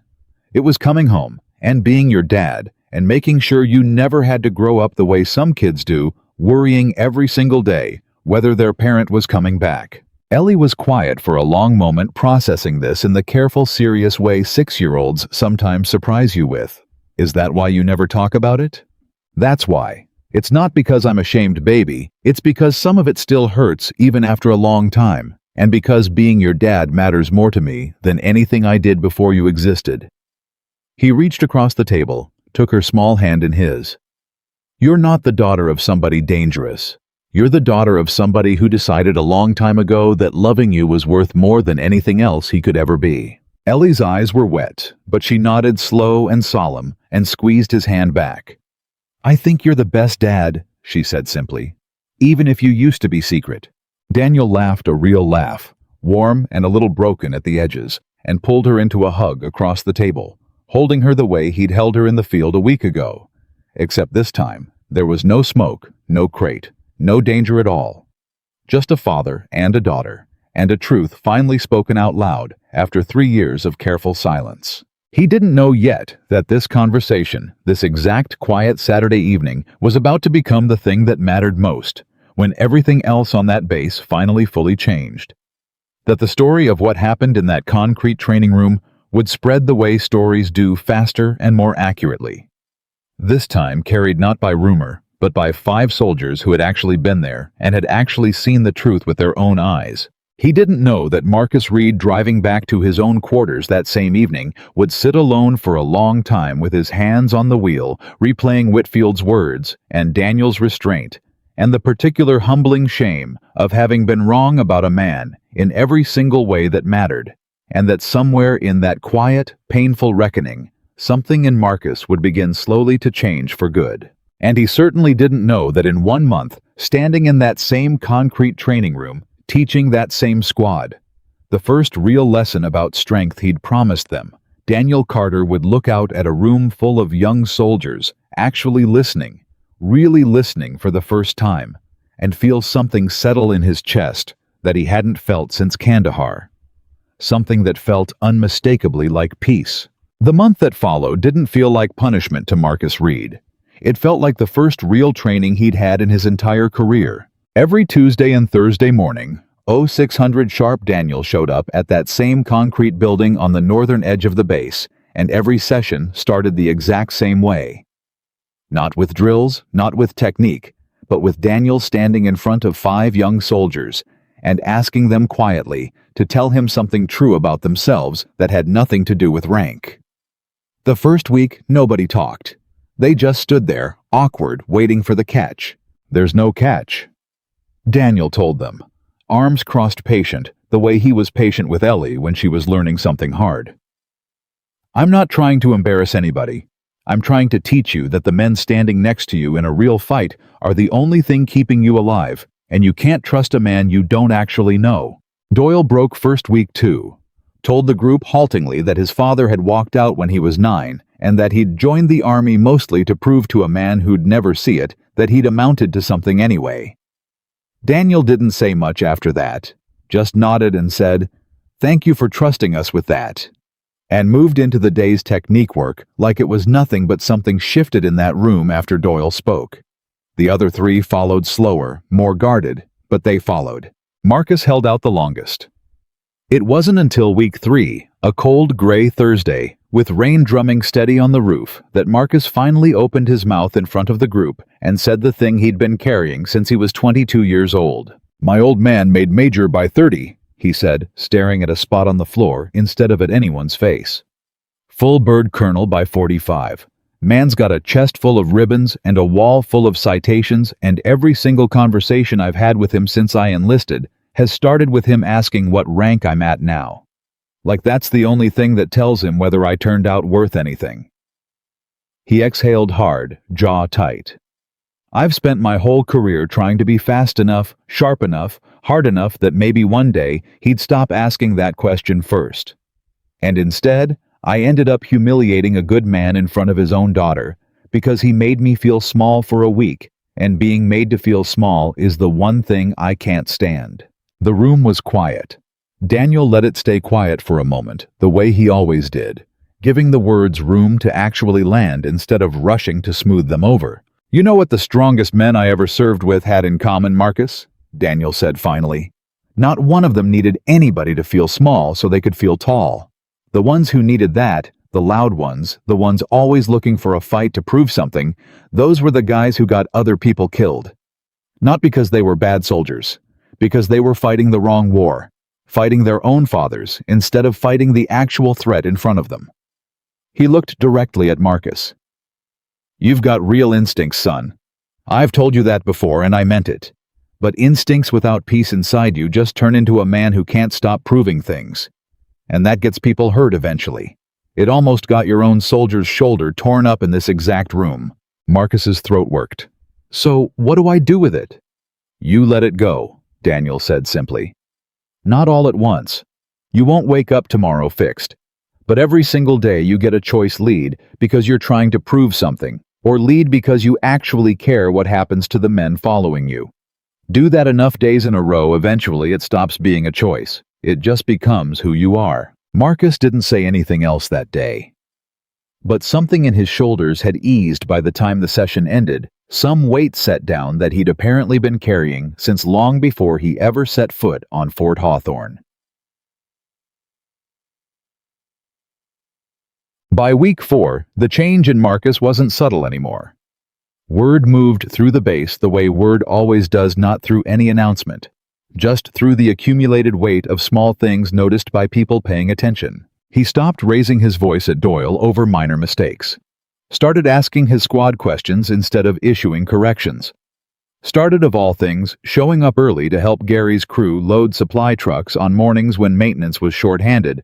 No fanfare about it, just quietly pulling his weight where it was needed. Gary noticed first because Gary noticed everything. "Kid's different," he said to Daniel one afternoon watching Marcus help 2 privates from the motor pool wrestle a stubborn generator onto a flatbed without being asked. 3 weeks ago, I'd have bet my pension he'd still be strutting around here like he owns the place. "People can change," Daniel said. "Doesn't happen because you tell them to. Happens because something finally cracks the story they've been telling themselves about who they have to be." "You did that." "He did that." Daniel shook his head. "I just held up a mirror. He's the one who had to look at it." Gary studied his old friend for a long moment, the way he sometimes did when something was working itself loose in his mind. "You ever think about it, Dan, going back not to the job, I mean, being known, being the guy people respect, instead of the guy nobody looks twice at?" Daniel thought about that question longer than Gary probably expected him to. "I had that," he said finally. "Men who'd follow me anywhere, commendations I never got to see, because half of what we did never made it onto paper, a reputation that meant something in rooms most people never get invited into." He looked out across the training yard toward the spot where Marcus was laughing. Actually laughing, easy, and unguarded at something one of the privates had said. None of it ever felt like this. Watching a kid figure out how to be a better man than he was 3 weeks ago. That's worth more to me now than any of it ever was. Sure. It was the following Tuesday, week 5, though nobody had officially called it that anymore, because by then the sessions had stopped feeling like a punishment detail and started feeling like something the whole squad genuinely looked forward to. That everything Daniel had spent 3 years building nearly came apart in a single afternoon. He was at Ellie's school a little early for pickup, the way he sometimes managed on light maintenance days, standing near the fence line with a handful of other parents when he saw the man. Nothing about him should have registered as wrong. Mid-40s plain clothes, a baseball cap pulled low, standing across the street near a parked sedan with tinted windows, apparently just waiting for someone. Ordinary. Forgettable. The exact kind of presence Daniel himself had spent 3 years cultivating. Except Daniel's eyes had spent 15 years being trained to notice exactly the things that were supposed to be forgettable. The man wasn't looking at the school building the way a parent looks at a school building, scanning for a specific face among a crowd of kids. He was looking at the fence line, at the parents. Specifically, Daniel realized with a cold drop in his stomach at him. Daniel didn't react outwardly. 15 years of training didn't just evaporate because his heart rate had spiked. He kept his posture loose, his eyes moving in slow, natural sweeps, the way any parent's eyes might move while waiting for the bell. And he used those sweeps to catalog everything he could about the man across the street. Build stance the way his right hand stayed just slightly too close to his hip. The specific economy of movement that only comes from training, not habit. His phone buzzed in his pocket. He checked it without looking away from the fence line. Reyes. "You near a school right now?" Daniel's blood went cold. "Yeah." "Ellie's. Why?" "Reyes. Get her and get out. Now. I'll explain when you're clear." Move Dan. He didn't need to be told twice. The bell rang 30 seconds later, and Daniel was already at the gate, already scanning the flood of kids pouring out, already spotting Ellie's yellow backpack bobbing through the crowd before she'd even fully cleared the doorway. "Ellie?" He kept his voice light, normal, a father calling his daughter, nothing that would draw attention. "Come on, baby, we gotta go, quick trip today." She ran to him, backpack bouncing oblivious, and he scooped her hand into his and started walking fast, but not running toward his truck, parked at the far end of the lot, deliberately choosing a path that put 3 rows of parked cars between them and the man across the street. He didn't look back until he had her buckled indoors, locked engine running. When he finally allowed himself one glance in the mirror, the sedan across the street was gone. His phone rang before he'd even pulled out of the lot. "Talk to me," he said, hands white-knuckled on the wheel. "You clear?" Reyes's voice tight, none of its usual dry humor. "Clear. What is this?" Facial recognition ping came through an old contact of mine 2 hours ago. Somebody ran a match against archived surveillance from a location that shouldn't exist on paper anymore. Match came back to you, Dan. 91% confidence. Daniel's jaw tightened. "Who's asking?" "Working on that. But here's the part you need to hear. The search parameters they used weren't random. Whoever's looking, they specified geography. Continental U.S. East Coast, small towns and military installations. That's not a general sweep, Dan. That's somebody hunting for you specifically. And they've narrowed it down close enough to send a man to sit outside your daughter's school." Something old and cold settled into Daniel's chest, the exact feeling he used to get in the field, right before things went sideways, the feeling that had never once been wrong. "Kandahar," he said quietly. "This is Kandahar, isn't it?" There was a pause on the line, long enough to be its own answer. "There's a name that came up alongside your file in the search logs," Reyes said, finally reluctant. "Rashid Amari. You remember that name?" Daniel's hands tightened on the wheel until his knuckles went white. He remembered that name. Ellie chattered in the back seat about her day. A spelling test, a disagreement with a friend over the swings, the usual accumulated weight of a 6-year-old's world. And Daniel answered every question with a warmth he had to physically reach for his mind. Running on 2 tracks at once. The father track and the operator track. The second one working faster and colder than it had in 3 years. Rashid Amari. A name from a mission file that had never officially existed, attached to a man whose brother had died in the same 6-hour firefight that took Miller and Cho, died specifically by Daniel's hand, in the split-second calculus of a battle, where hesitation would have meant every American on that hillside going home in a box, instead of just 2 of them. Amari had sworn revenge back then. Every intelligence briefing for 2 years afterward had flagged him as a credible patient, resourced threat, the kind of man who didn't act in anger, who waited, who built networks and patience, and eventually, when the moment was right, acted with total commitment. 11 years was exactly the kind of patience a man like that would have. Daniel got Ellie home, got her settled with a snack and a cartoon, and stepped into the kitchen to call Reyes back with the door. Mostly closed, voice pitched low. "What do you need from me?" he said without preamble. "I need you to trust me on this one, Dan. I've got a team that can be wheels down at Hawthorne inside 4 hours. Quiet. Nobody on base even has to know they're there. We shadow your daughter, we shadow you. We find out exactly how close Amari's actually gotten, and we handle it clean the way we used to handle things." Daniel closed his eyes. Every instinct in him, the 15-year-old instinct, the one that had kept 5 men alive through a 6-hour firefight, was screaming at him to say yes immediately, to pull every resource available and lock this down before it got within 100 yards of his daughter. But another instinct, quieter, newer, 3 years old instead of 15, was telling him something else. That instinct sounded like Whitfield in a concrete training room. "You're allowed to be both. Send the team," Daniel said. "But Reyes, I need eyes on Ellie every second, and I need it invisible. She doesn't know any of this exists. She doesn't get to carry this." "Copy that. What about you?" Daniel looked through the kitchen doorway at his daughter curled up on the couch, laughing at something on the television, safe and warm and completely unaware that somewhere out there, a man who'd spent 11 years nursing a grief that had curdled into hatred might be closing in on the one thing in the world Daniel couldn't survive losing. "I'm not sitting this one out," Daniel said quietly. "Not this time. Not when it's her." The next 36 hours moved differently than any 36 hours Daniel had lived through in the last 3 years, a strange, careful double life. The ordinary rhythm of school drop-offs and grilled cheese sandwiches, running on top of a current of quiet professional surveillance that Ellie never once noticed, because that was exactly the point. Reyes's people worked invisibly. A woman posing as a substitute crossing guard near Ellie's school. A man in a base contractor's vest doing maintenance on a utility box with a clear line of sight to Daniel Street. Daniel recognized the signatures of their tradecraft immediately, the same way he'd have recognized his own handwriting.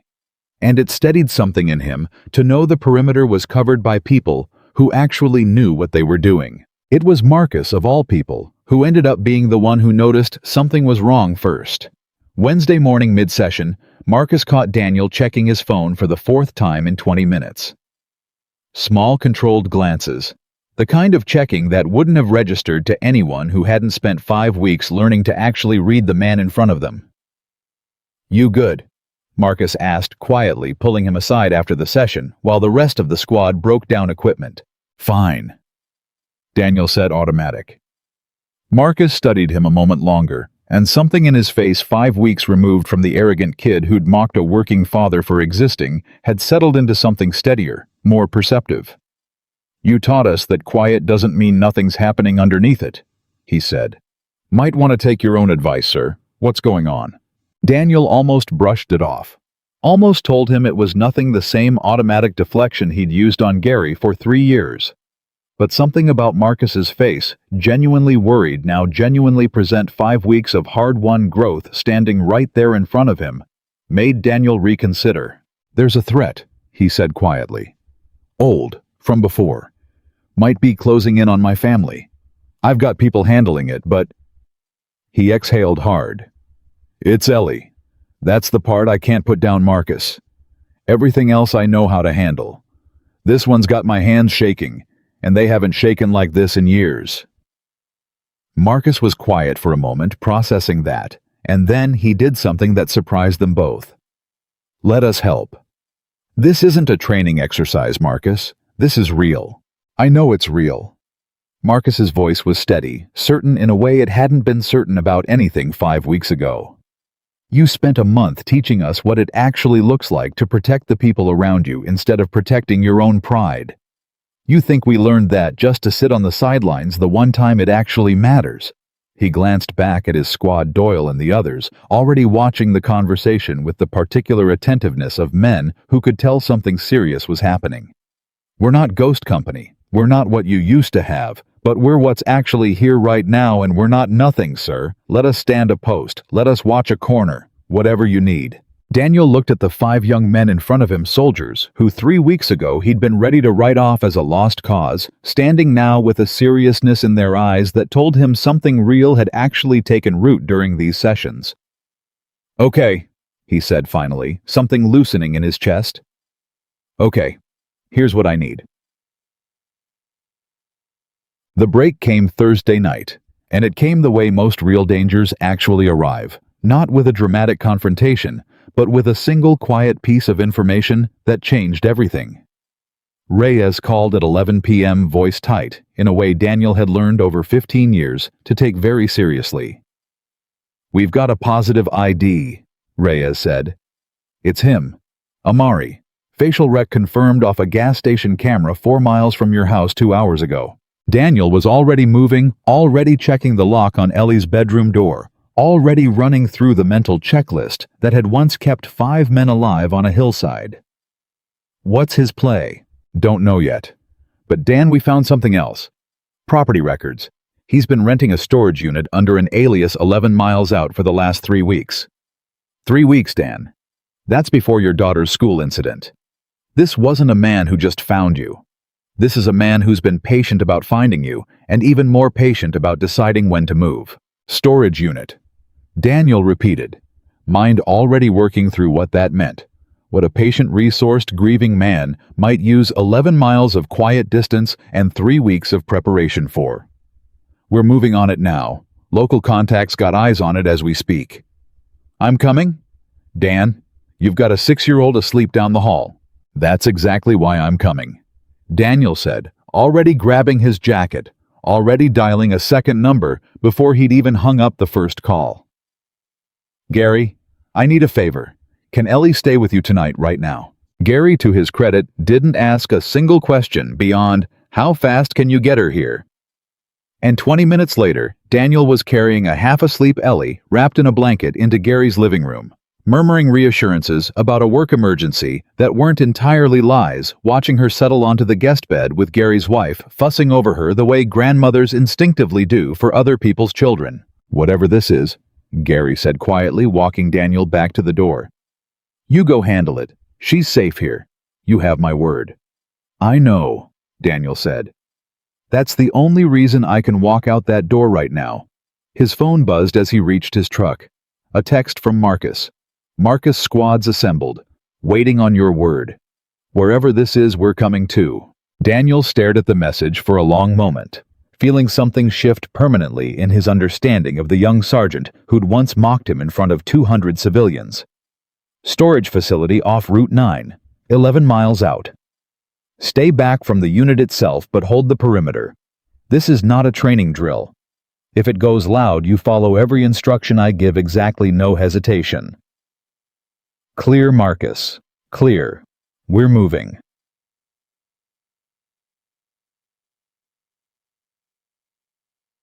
The storage facility sat quiet and mostly dark when Daniel arrived. Gravel lot empty except for Reyes's unmarked sedan tucked near the entrance, and a few minutes later a plain government pickup that could only be Marcus's squad parked exactly where Daniel had told them to hold. Reyes met him at the gate, tactical vest under a plain jacket, face grim in the sodium lights. "Local contact confirms movement inside Unit 114. One occupant matches Amari's build. No confirmed weapons visual yet, but given who we're talking about, we assume he's carrying." "What's his exit route if this goes bad?" "Single access road. We've got it covered both directions." Reyes glanced past Daniel toward the pickup, where Marcus and his squad were unloading with quiet, disciplined efficiency, no shouting, no wasted movement, 5 weeks of training visibly showing in every controlled gesture. "Those your guys. They're not Ghost Company," Daniel said, "but they'll hold a perimeter clean. I trust them." Reyes studied him for a moment, something almost like approval crossing his face. "Never thought I'd see the day you trusted a green squad with something like this." "Neither did I," Daniel admitted. "But people change, even the ones you've already written off." They moved into position with the practiced quiet of professionals, Reyes and 2 of his people flanking the storage unit's front approach, Marcus's squad holding the perimeter exactly as instructed. Disciplined, despite clearly wanting to be closer to the action, and Daniel himself moving toward the unit's side approach with a calm that belied the fact that his heart was pounding harder than it had in 11 years. The door to Unit 114 was cracked open. A thin line of light spilled out onto the gravel. Daniel keyed his radio voice barely above a whisper. "Going in. Hold positions." He pushed the door open. The man inside was older than the photographs. Daniel remembered hair gone gray at the temples, but the eyes were exactly the same. Dark, steady, carrying 11 years of grief that had never once found anywhere to go. He was sitting on an overturned crate, a single lantern casting long shadows across the storage unit's contents, and on the small table in front of him sat a handgun unholstered but not raised, and beside it, a single photograph. "Rashid," Daniel said quietly, stepping into the doorway, hands visible open, no weapon drawn. The man looked up, and something in his face flickered recognition, and underneath it, a grief so old and so total that for a moment Daniel forgot every tactical calculation running through his head, and simply saw a man who'd lost someone the same way Daniel had spent 11 years, carrying the loss of Miller and Cho. "Daniel Carter." Rashid said, his voice quiet, almost gentle, which was somehow more unsettling than any shouted threat could have been. "You have a daughter." Daniel's blood went cold. "Leave her out of this. I've had 11 years to decide what to do with what you took from me," Rashid said, not moving toward the gun, not moving at all, just talking low and steady, the words of a man who'd rehearsed this moment more times than he could count. "My brother was 23 years old. He wasn't even supposed to be on that ridge that day. He was covering for a friend." "I know," Daniel said quietly.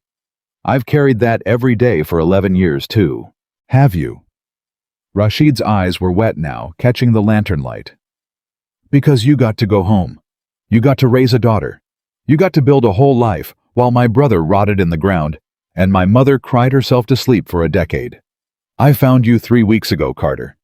I've been sitting 11 miles from your house for 3 weeks, and every single night I drove past your street, and every single night I told myself, tomorrow, I take back what he took from me. Daniel's hand didn't move toward his own weapon.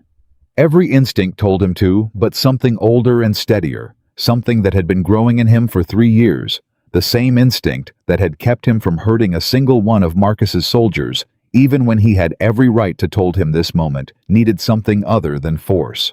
Then why haven't you? Daniel said quietly. You've had 3 weeks. Dozens of chances. Why are you sitting in a storage unit with a gun you haven't picked up instead of already at my door? Rashid's jaw tightened, and for a long moment he didn't answer. When he finally spoke, his voice had cracked open into something raw. Because I watched her, your daughter, at the school gate 2 days ago. She was laughing. She had her father's hand wrapped around hers, like the whole world couldn't touch her. His eyes closed briefly. And I thought about my brother's daughter. He had one too, Carter. Did you know that 2 years old when he died? She's 14 now. Grew up without a father because of a war neither of us should have been fighting on that hillside. He opened his eyes, and something in them had shifted from cold calculation to something closer to exhaustion. I don't know what I came here to do anymore. I've spent 11 years hating you so I wouldn't have to feel how much I miss him. But hating you doesn't bring him back. It never did. I think some part of me knew that the whole drive out here, and I've just been too much of a coward to admit it. The storage unit went silent, except for the faint hum of the lantern. I'm not going to insult you by saying I'm sorry, Daniel said quietly after a long moment. Sorry doesn't touch what either of us lost. But I'll tell you the truth, Rashid. I think about that hillside every day. I think about the 6 hours before help came, and I think about the split second I had to decide, and I have never once, not one single day, felt like I won something out there.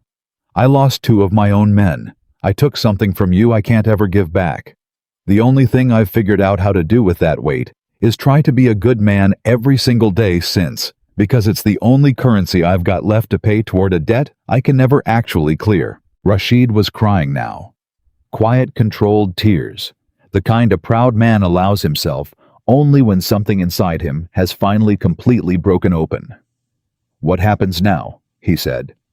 Daniel took a slow step forward, close enough now that he could have reached the gun on the table before Rashid could close enough that both of them knew it, and neither of them moved toward it.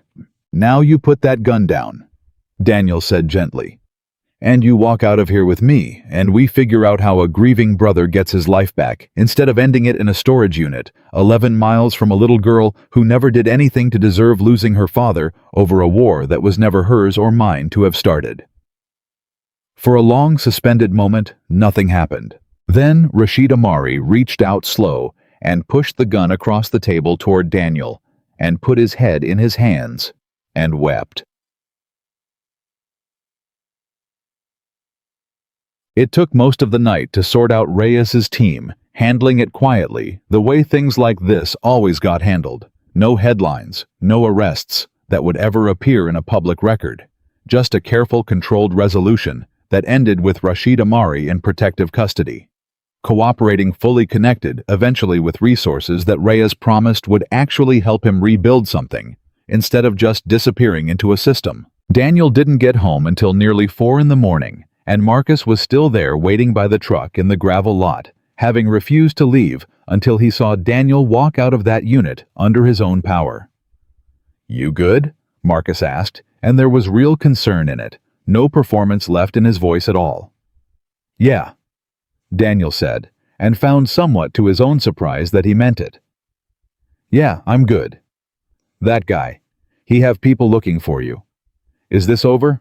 Daniel thought about Rashid's face breaking open in that storage unit, 11 years of grief, finally finding somewhere to go, besides revenge. "It's over," he said quietly. "Not the way I thought it'd end when I walked in there. But it's over." Marcus nodded, slowly processing that. "You could have handled that alone. Reyes's team could have handled it without us even knowing." "I could have," Daniel agreed. But you asked to stand a post and you held it. That matters, Marcus. Not because I needed the extra hands. Because it means something changed in you these last 5 weeks, and tonight proved it wasn't just talk in a training room. Something in Marcus's face. Pride, real pride, the kind that comes from earning something instead of demanding it settled into place. Go home, sir, Marcus said. Go see your girl. Daniel drove to Gary's house in the gray hour before dawn and found Ellie fast asleep in the guest bed, one arm wrapped around her stuffed rabbit, completely unaware of everything that had happened 11 miles away while she slept. He sat on the edge of the bed for a long time, just watching her breathe, feeling the weight of the last 36 hours settle into something he could finally fully set down. She stirred, slightly opened one eye. Dad? Hey baby, go back to sleep. I'm here. Is your work thing done? It's done, Daniel said softly, brushing hair from her forehead. It's all done now, I promise. She smiled, already half back asleep, and murmured something that might have been love you before drifting off completely. And Daniel sat there in the quiet gray light, feeling something in his chest finally fully unclench for the first time in 11 years. 3 months later, Fort Hawthorne looked on the surface exactly like it had before any of this happened. Daniel still fixed doors, still hauled supplies, still walked the base with his head down and his eyes doing quiet sweeps nobody but Gary ever noticed. But underneath the surface, everything had changed. Marcus's squad had become something like a legend on base in the good way this time. The unit that trained under the maintenance guy, the sharpest, most disciplined group of young soldiers Fort Hawthorne had seen in years, respected not for swagger, but for the exact kind of quiet, competent restraint Daniel had spent 5 weeks trying to teach them. Marcus himself had put in for a program transfer that would eventually put him on track for warrant officer, not because he needed to prove anything to his father anymore, but because he'd found somewhere in that concrete training room an actual reason to want it. Ellie had started telling people with the easy pride of a 6-year-old who'd stopped being scared of the truth and started being proud of it that her dad used to be a secret hero, and now he was just a regular hero who fixed her bike chain and made the best grilled cheese on the whole base. Daniel still thought about Kandahar, still thought about Miller and Cho, still carried that weight the way he always would. But he thought about it differently now. Not as a secret to bury, but as a chapter of a longer story, one that had led eventually through fire and confrontation, and one impossible night in a storage unit, to exactly the life he'd been trying to protect all along. On a quiet Saturday afternoon, Daniel stood at the edge of the same field where this whole thing had started, where a loose padlock and a moment of arrogance had first cracked open everything he'd spent 3 years hiding, watching Ellie chase a soccer ball across the grass with a handful of other kids laughing, careless safe. Marcus found him there leaning against the same fence, and for a while the two men just stood in comfortable silence watching the kids play. You ever regret it? Marcus asked finally. Telling everybody who you really are, letting the secret out.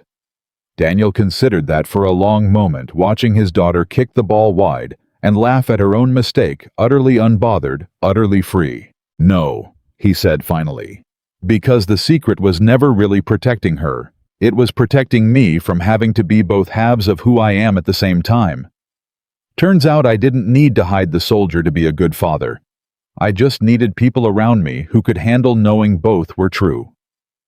He glanced at Marcus, something warm and steady in his expression. Same as you didn't need to keep proving yourself to be a good leader.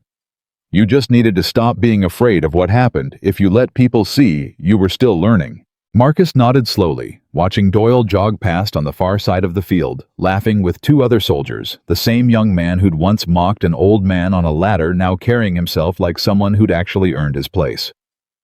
For what it's worth, Marcus said quietly. I'm glad we picked the wrong target that day. Daniel almost laughed at that genuinely warmly something that would have been unthinkable 5 months earlier. So am I, he said. Because it turns out the wrong target was exactly what all of us needed. The soldiers who once thought a quiet single father was defenseless had learned in the end the only lesson that ever really mattered, that real strength doesn't announce itself, that real courage protects instead of proves, and that the man who says the least in the room is very often the one who has already survived everything the rest of the room is still afraid of. Daniel Carter never went looking for that lesson to be taught. It found him anyway, the way truth always finds its way out eventually, no matter how carefully a good man tries to bury it for the people he loves. And in the end, that was the whole story. Not a soldier proving he was dangerous, but a father proving once and for all exactly what he had always been protecting, and exactly why it had always been worth every scar it cost him to keep it safe.